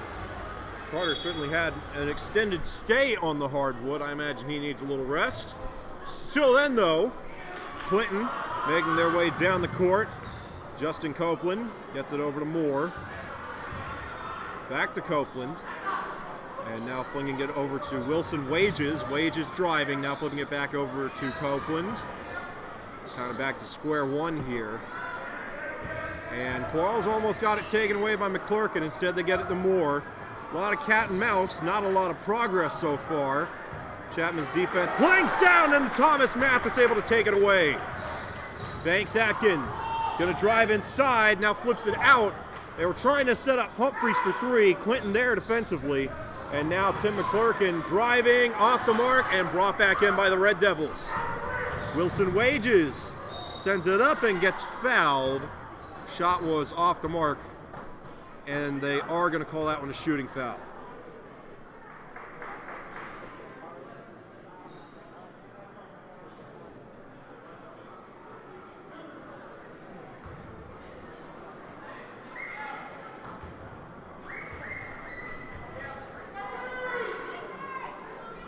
And Wages' first shot, no good. So it remains a 7-point game. Okay, and that turning off the color correction filter had nothing to do with the camera stopping, so we'll just leave it as it was. That looks better anyway. And I'll make sure to be more vigilant about everything freezing up. Again, I don't know why it happens, but believe me when I say it's an issue that has been plaguing us since we bought this equipment 4 years ago. 3.5 minutes to play in the second period. Banks Atkins trying to catch a block from Mathis. Now flips it outside to Colby Garner. Garner looking, finds Humphreys. Now Humphreys, tried to get it to Garner, and it's taken away. Austin Copeland going for the goal and gets fouled. Man, he took a tumble there at the end. He and Humphreys both went soaring out of frame, ran right into the wall. And a very well-deserved pair of free throws coming up here for Austin Copeland. That one looked like it hurt. He can get the score back within 5 if he makes these. First shot is no good. And now some more substitutions for Chapman. Miles Carter, Camden Souther, and Jonathan Mitchell all coming in for the Panthers.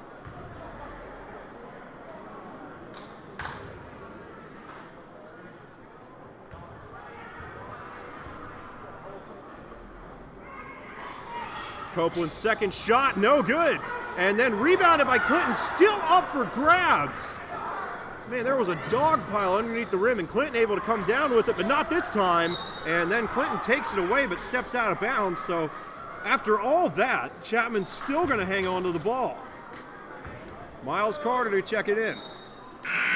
3:01 to play in the second period.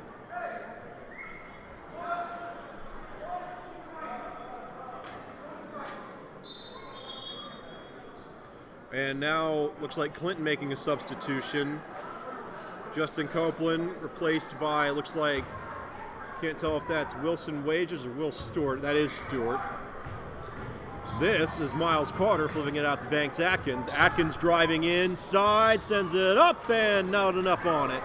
Brought back in by the Red Devils. Quarles going all the way down the court, flips it over to Copeland, who gets it to number 32. That's Scurry. And now Moore for the long three off the mark. Couldn't sink that bank shot. And now Camden Souther got one man to beat. Drives inside, flips it out to Humphreys. Great setup. Can he capitalize? Yes! Gavin Humphreys puts the Panthers up by 10. And now one of the Copeland brothers trying to knot things back up. Can't pull it off. Humphreys with another line. Trying to ride his own momentum. Can't get it that time, but Jonathan Mitchell, taps it in. And just like that, it's a 12-point lead for the Panthers with 2 minutes to play in the second. And now Justin Copeland driving inside. Scurry sends it up, and he's got the two. Still a 4-possession lead. And now Banks Atkins for three, and he's got it! 5-possession lead for the Panthers. And we will get this camera situation figured out. Moore flips it to Quarles, back to Moore. Moore gets it to Copeland, back to Moore again. 90 seconds to play. Moore drives and then fakes to Quarles, or tried to set that up at least. Up for grabs and rebounded by Mitchell. Mitchell gets it over to Miles Carter. Now Carter flips it outside to Atkins. They're setting up Camden Souther. Souther off the mark, rebounded by, I think that's Gavin Humphreys with a rebound and the two there. Chapman cracks 40, up by 15 points in the blink of an eye. And almost taken away again, under a minute now. Up for grabs. Clinton brings that one in, and Scurry looks like he's going to have a chance for a three-point play. Waiting on the signal from the official, and they call Miles Carter, so Scurry is indeed going to get the points. Got a chance to pull the Red Devils within 12 and make it a 4-possession game.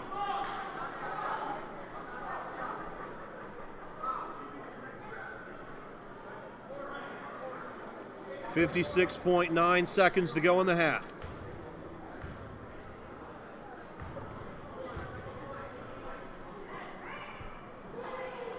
This one up, off the mark.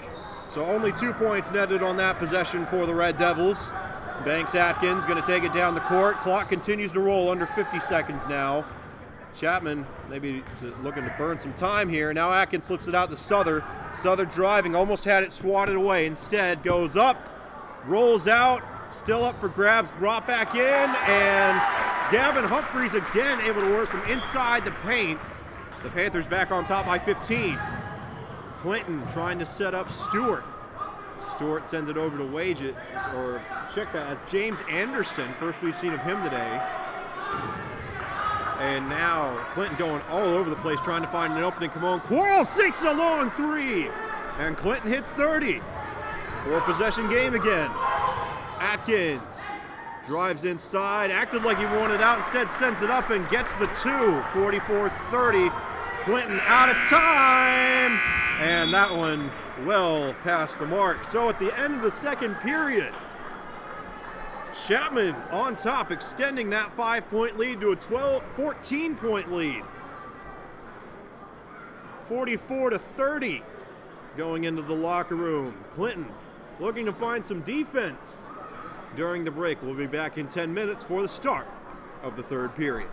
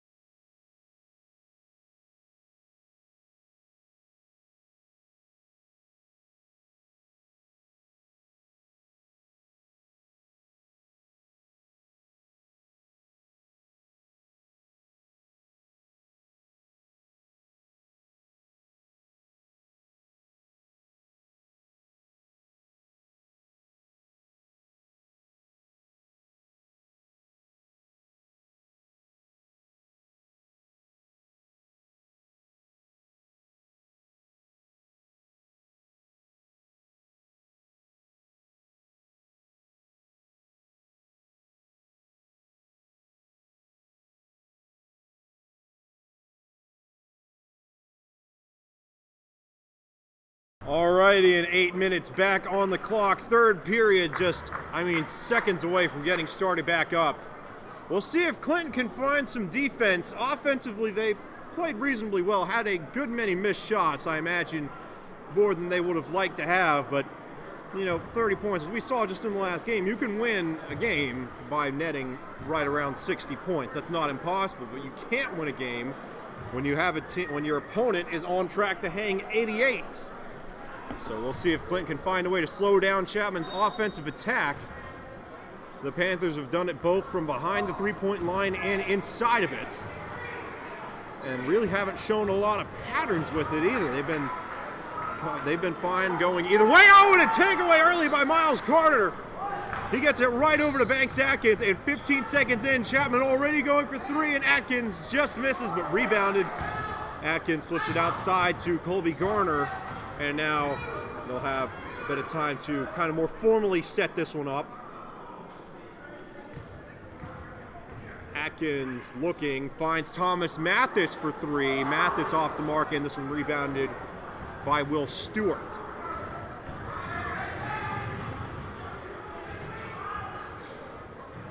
And now this is Austin Copeland looking around, one of three Copelands on this Clinton roster.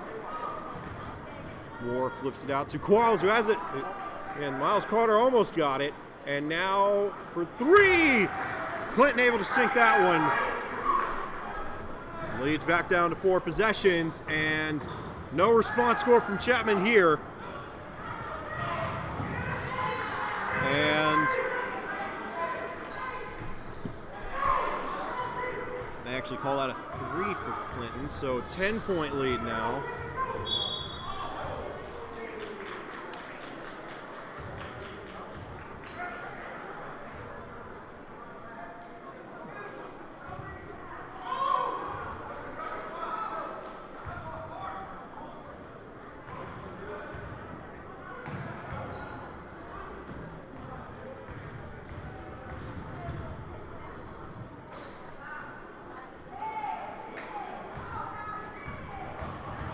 And now driving inside is Miles Carter off the backboard, but Thomas Mathis grabs it and pushes it in, so 46-34. This is Kamon Quarles flipping it out to Austin Copeland. Copeland gets it over to Moore, and Moore finds Quarles again. Quarles on the hunt for something, gets it out to Stewart. Now Stewart for three, off the mark and rebounded by Thomas Mathis. And now for the long two, Banks Atkins has that one roll out, but Thomas Mathis pushes it in again. Another excellent play from inside the paint by the 6'6" senior.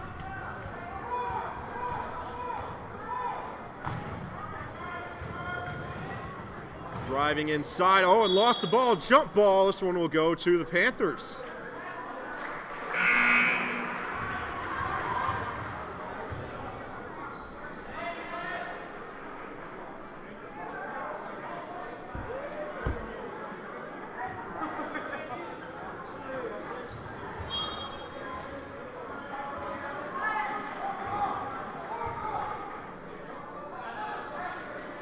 And Miles Carter going to check this one in for the Panthers.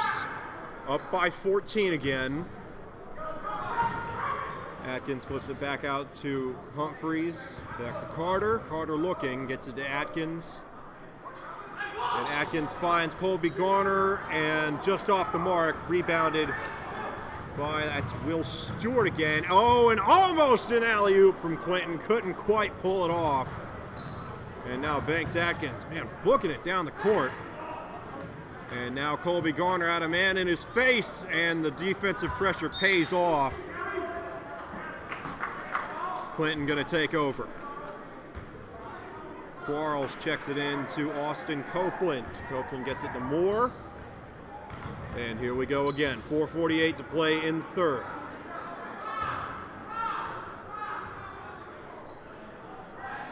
Quarles finds Copeland again. Copeland gets it to Moore. And back to Quarles. Clinton's really been slinging on this possession. Copeland for three, and he's got it! Or check that, that's Quarles. But an excellent three nonetheless. That's his second of this period. Gavin Humphreys in some trouble, and now finding Colby Garner all alone, but that window closes quickly. It was a long pass. Atkins thought about going for it, now does it. Off the mark, overshot it a little bit. Driving down the court, this one off the mark, but rebounded by Stewart. Stewart sends it off the underside of the rim.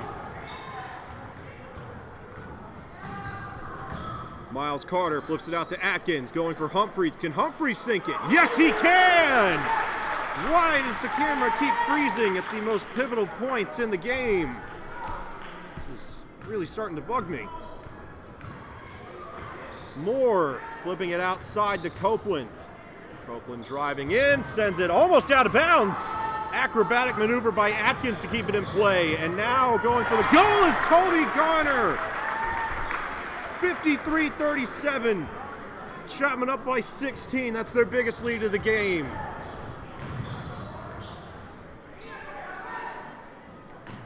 Quarles wanted to go for three, instead gets it to Moore. Moore going to drive inside, sends it to, that's Wilson Wages, sinking it. So Clinton able to get back on the board. Garner, oh! Too much heat on that pass. It bounced up and hit Thomas Mathis right on the forehead. He was ready for the pass, just wasn't ready for how fast it was coming in. And now we got a five-man substitution from the Panthers. Jonathan Mitchell, Tegan Ray, Tim McClurkin, Camden Souther, and Banks Atkins actually still in. So a four-man substitution, but still a lot of guys checking in and out nonetheless. And oh man, Ray is all alone. Tegan Ray just misses, rebounded by Jonathan Mitchell. Usually when Tegan Ray gets left alone like that, it's disastrous for the opposing team. And Banks Atkins sinks that two-pointer. 55-39, back out to a 16-point lead. Quarles flipping it over to Justin Copeland. Back to Quarles, driving inside, he flips it out to Wages. Wages sends it up and sinks it. Both teams over 40 now. Ray checks it into Atkins, back to Ray, back to Atkins. 2:25 to play in the third period. This one moving by quite quickly. McClurkin setting up Ray. Ray for three. This one off as well. Rebounded by Justin Copeland. Copeland finds, that's Will Stewart for three, and it rolls in. Clinton starting to come back a little bit. Atkins almost has it taken away. Good awareness to feel that defensive pressure. Now finding McClurkin along the sideline. Back to Atkins. You can kind of see the gears turning in his head. Souther for three, out of man in his face, off the mark and rebounded by Wages. 1:45 to play in the third now. Quarles looking for an open man. This is Will Stewart off the mark, up for grabs and brought in by Camden Souther. 90 seconds to go in the third period. Ray flips it to Atkins. Chapman kind of taking their time here. Ray going for three. This one he's got!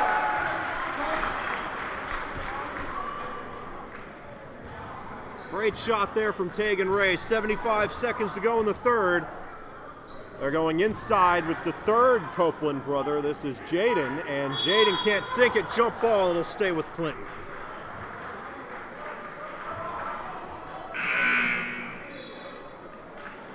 And now more substitutions for the Panthers. Tegan Ray exiting the game after making that three-pointer, alongside Tim McClurkin, Gavin Humphreys, and I think that's Miles Carter in now.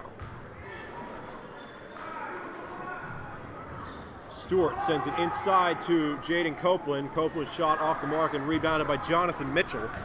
Mitchell's had a good game from inside the paint today. Under a minute to play. Closing in on the 45-second mark. Humphreys for three. And Gavin Humphreys sinks it. Chapman has cracked 60.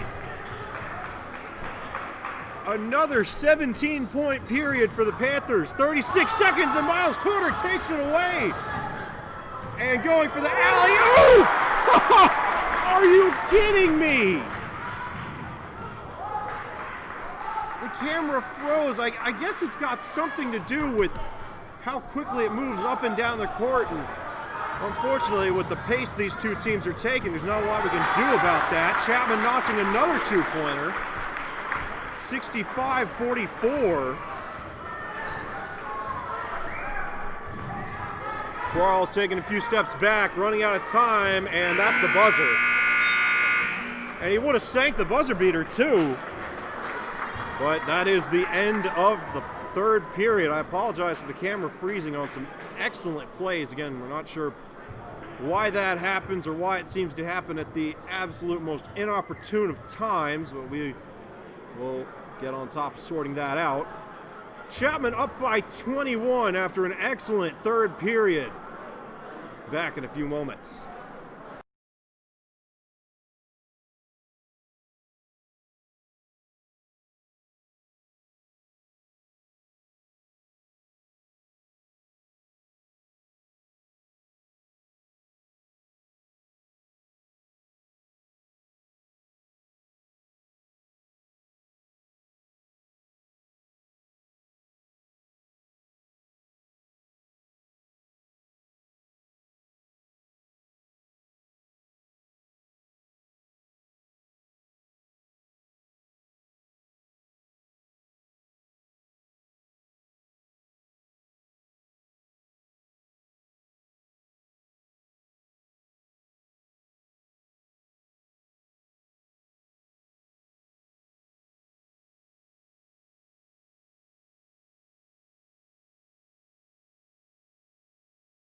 And Chapman back out on the court after that, ready to play, averaging just under 22 points per period.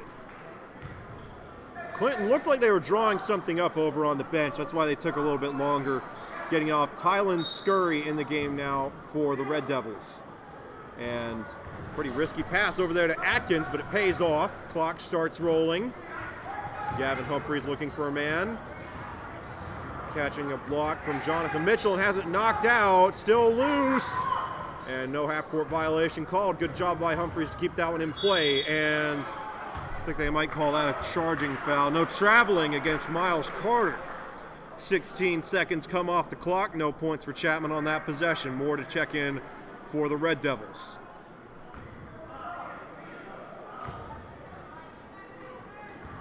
Oh, and that one loose for a moment. Brought back in by Kimon Quarles, and Quarles going for the long two. Too much gas on that one. Rebounded, though, by Will Stewart, who's under some serious duress. Just going to sling it up there, and it's rebounded by Jonathan Mitchell.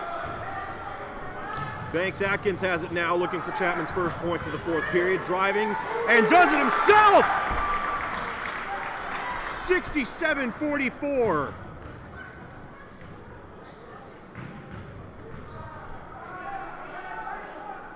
All right, this is still trying to sort out that camera stuff. This is the raw signal coming in, no filters or anything. Sometimes the filters slow it down a little bit. I'm trying everything here at this point. An excellent play there by Banks Atkins. With an extra shot coming up, we'll have a chance to get Chapman up to 70 points on the day.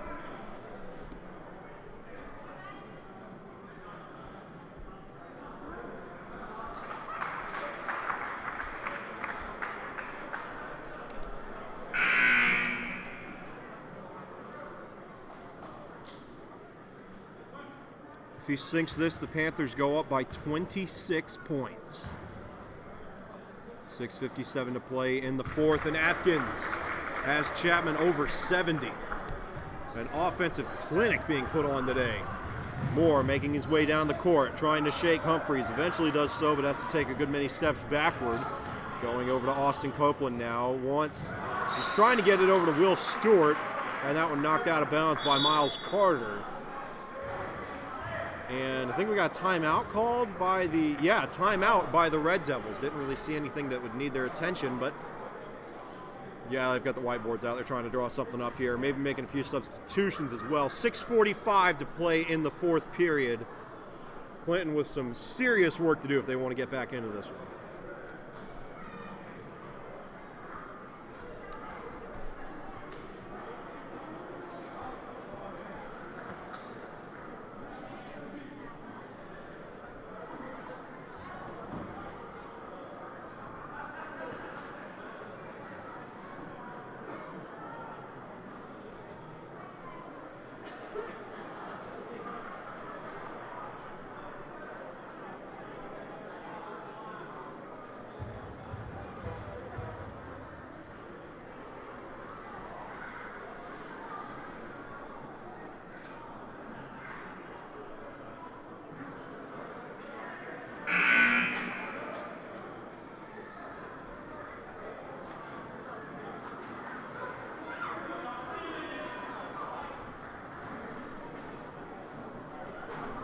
And here we go.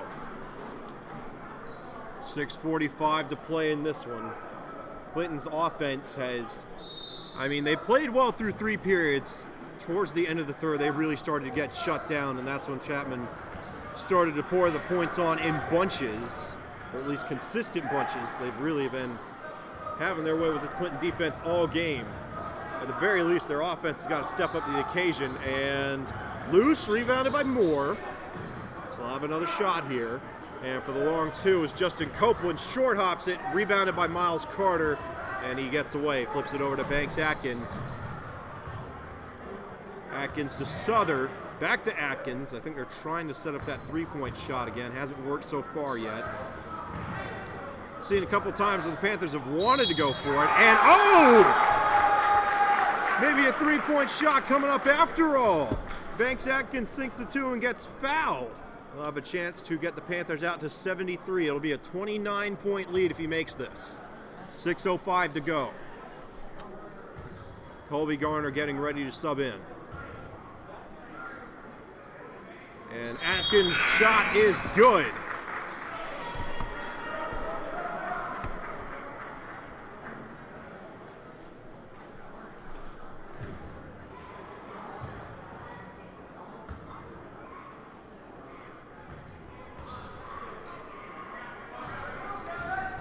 This is Austin Copeland, kind of backtracking now, driving inside, flips it outside. Nice setup there to Wages, but off the mark. Rebounded and still up for grabs. Eventually brought in by Thomas Mathis, but he gets called for traveling.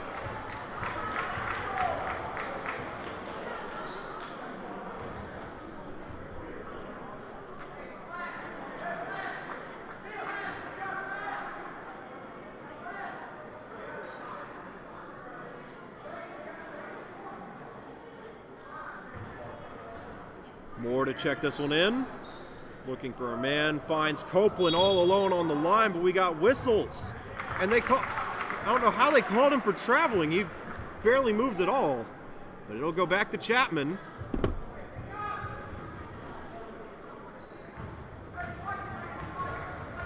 Atkins now gets it over to Gavin Humphreys, who wanted to go for 3. Instead flips to Colby Garner. Garner working outside. Tim McClurkin in the game now for the Panthers. Driving. Goes up, and Tim McClurkin sinks the 2. Chapman at 75 points, up by 31.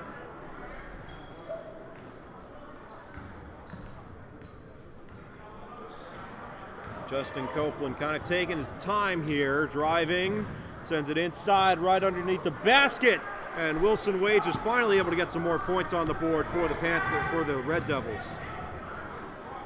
And now Thomas Mathis for 3, playing out of position and just off the mark. Copeland sends it down the court for Moore. Moore driving and sinks his shot. Leads down to 27 for what that's worth.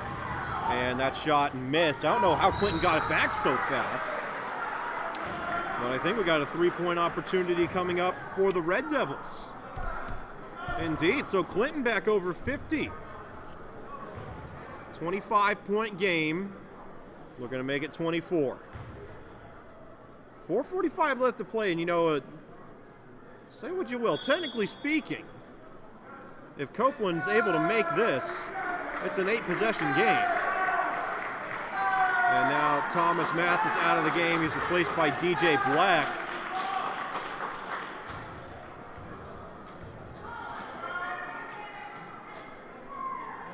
And this shot no good, but rebounded by Wages. He flips it outside to Justin Copeland, and that shot no good, brought in by DJ Black. And now Banks Atkins driving inside, sends it up, got the layup. Chapman up by 27. And now Austin Copeland sets up, got the 3-pointer. 77-53. Can Chapman continue to keep pace with Clinton for the last 4 minutes? DJ Black tried to go inside. That one batted up and somehow brought in by Colby Garner, who goes for 3 and sinks it! Chapman hits 80! And working from the outside, Wages with a three-point shot of his own. Response scores becoming something of a theme here. Clinton going blow for blow with Chapman right now. And Atkins all alone for three, off the mark. Maybe had too much time to think about it. Chapman will hang on to the ball though, banks Atkins to check it in. Gavin Humphreys exits the game, he's replaced by Daniel Hall.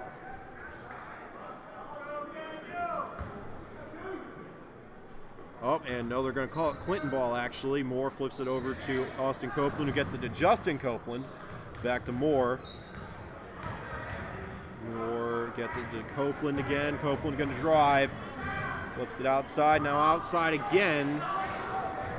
Clinton just on the prowl for an opening. Finds one with Wages from underneath the basket.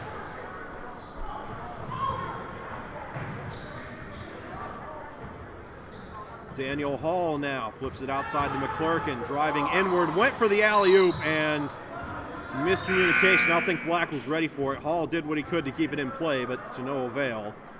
Clinton will take over, but we got a timeout. I think Chapman called that one. 3:04 to play in the game. I'm sure Coach Wilson is telling his guys just because you're up by 22 with 3 minutes left is no excuse to get complacent, especially considering how quickly we've seen Chapman score in this game.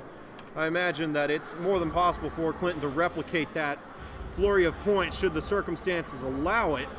And in that case, this lead could be cut down dramatically in the span of just a minute or two. So Coach Wilson telling everybody, I imagine, to stay on their heels. Don't get complacent here. Close out this game. Don't let Clinton hang around.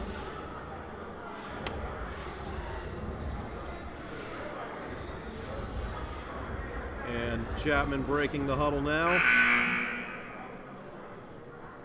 184 seconds to go in this one. Banks Atkins out of the game. He's replaced by number 42 for Chapman. I'll have to get a name on that. That is Anthony Staggs. I've not seen much of him this season. It's his first appearance in this game. And now Justin Copeland for three, and he sinks it. Not the start out of that timeout that Coach Wilson would have wanted, I imagine. Oh, and Daniel Hall turns it over. And two foul shots coming up here for Austin Copeland. 2:44 to play now.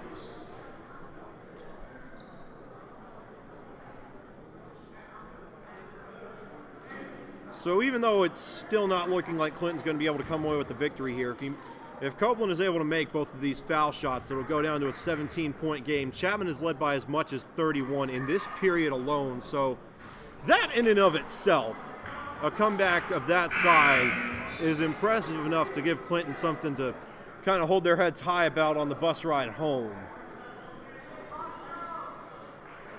But again, if they can capture some of the offensive momentum that Chapman has had throughout this game, there's no reason that they cannot get this back within competitive range.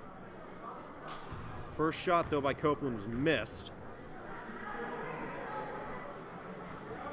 Second shot rolls out as well, up for grabs. Clinton has it, and now they find Copeland again. Copeland looking, flipping it out to Moore. Moore driving, gets it outside, and now for the three. Copeland off the mark, rebounded again though. And now loose. Clinton still got it. Justin Copeland takes a step back, tries to set it up. Austin Copeland flips it out to Moore for three. Moore sinks it. And now I think we got a timeout called by Clinton. So again, the Red Devils have been down by as much as 31 in this period, and now with 2:19 left, it's a 16-point game. So Clinton certainly not giving up.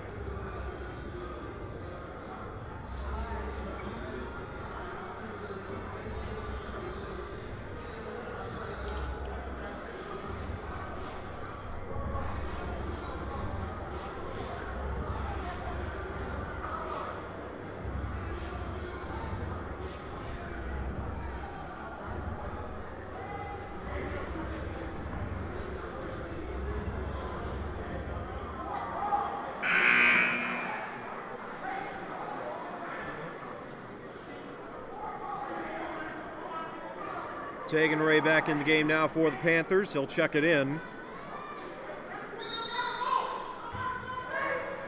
Ray looking, gets it to Staggs. Staggs almost has it taken away. Instead gets it to Daniel Hall. Hall making his way down the court, looking for a man to get rid of it to. Finds Ray. And Clinton pressing hard now. Doing everything they can to get this ball back, and they do! Justin Copeland making a beeline and gets fouled. So Justin Copeland with a chance to get this lead down to 14. Or that's Austin Copeland, excuse me.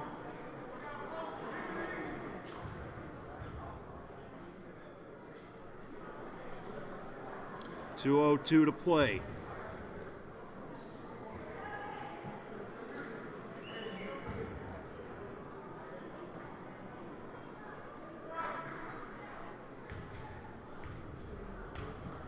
Even one shot here will get this down to a 5-possession game. Shot number one, though, is no good.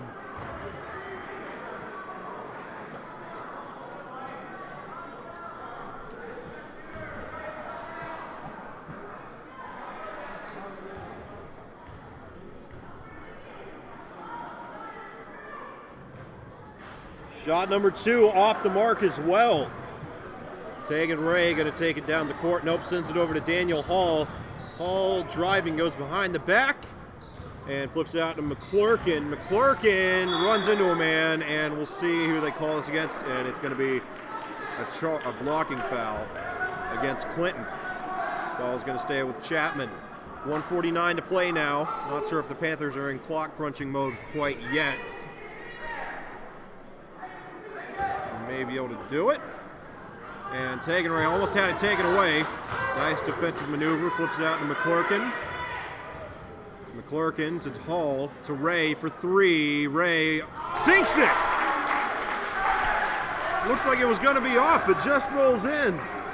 83 on the board now for Chapman, up by 19 with 90 seconds to play. But Clinton's still giving it everything they've got. Going inside and off the mark, up for grabs. Clinton somehow comes down with it, but not for long. Brought back in by DJ Black. And now Daniel Hall making his way down the court. Tim McClurkin almost lost it. Finding Tagan Ray. 65 seconds now. Ray trying to box his man out. Driving, sends it up off the mark, and rebounded by Clinton. And, Anthony Staggs able to take that one away, under a minute now. Neither team too content on running this clock out, though. They want more points, and Tim McClurkin in some serious trouble. No whistles, still loose. It's looking like a wrestling match out there before they finally call it.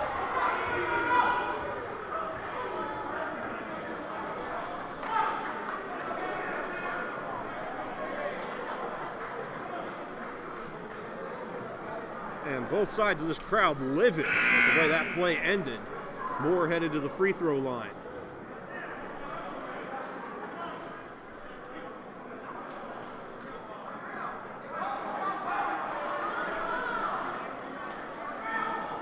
And nope, so they take it back. No shooting foul here. 39.9 seconds on the clock.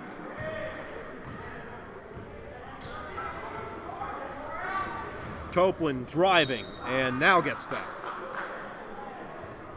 Two shots coming up for Austin Copeland.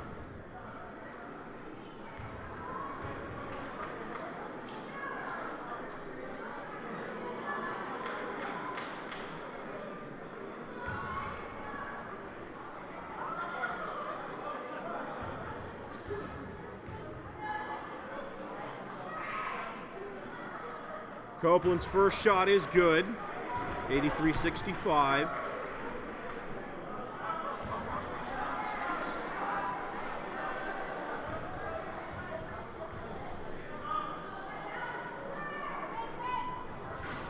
.86, timeout called by the Red Devils.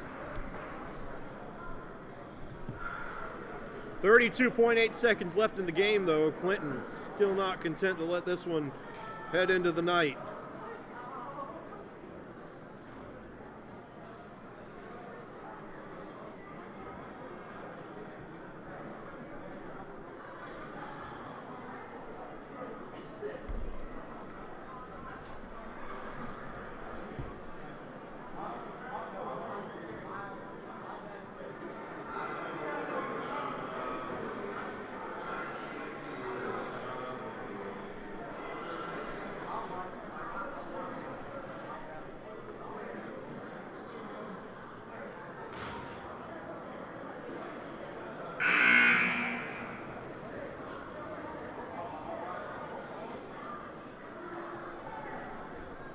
So here we go. Tegan Ray has the ball ready to check it in. I imagine that one of these Panthers is going to get fouled within a few moments. Instead, Tim McClurkin making some men miss and loses his handle on it. Anthony Staggs had a shot, but instead Clinton going to come away with it. Still loose though. Daniel Hall kicked it by mistake, and Clinton eventually does get the ball back. Under 20 to play, sending it up, and foul called.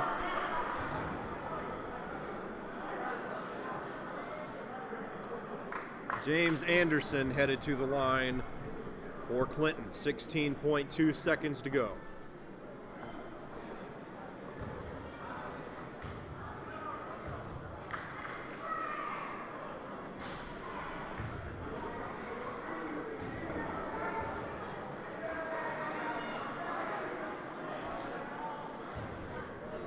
Chapman going to move to 8-5 on the year with a win here. Tegan Ray with the rebound on that shot. And then taken away by Copeland, looking to make one last impact, and does, and he's going to have a chance for a three-point play. 83-68.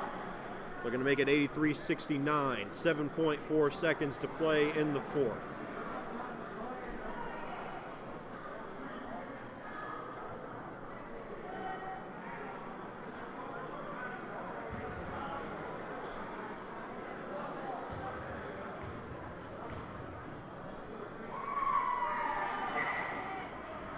And that shot is good. 83-69 could be your final. We got whistles. And everybody trying to get back in position. Oh, substitution for Clinton. Austin Copeland finally exits the game. It seems like he's been out there for all 30 some odd minutes. He deserves a rest, and that will be it. So Chapman able to come away with 2 wins here on senior night, with the series sweep of Clinton on this Friday evening. Your final score for the boys game, 83-69 in favor of the Panthers. That will do it. The final game after a packed week of live streams here on the Spartanburg School District 1 Athletic channels. If you'll give me a moment, I'll pull up the games for next week.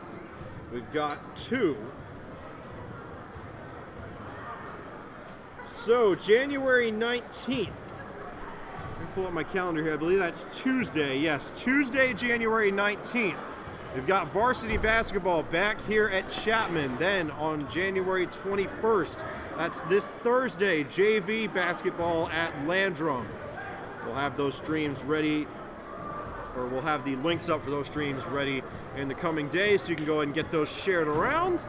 Until then, I'm Luke Ruff signing off. I'd like to thank some of the men at the top, Dr. Ron Garner, who is here tonight in attendance at the game, Superintendent of Spartanburg School District 1, Jason McCraw at the district office, and Greg Wilson, head coach of the Chapman basketball team and athletic director at Chapman High School, for helping make all this possible on the technical side of things. That's going to do it for us. We will see you back here on Tuesday. Remember to subscribe to the Chapman High School and Landrum High School athletic channels. That way you'll be notified every time we go live and every time we set up a stream.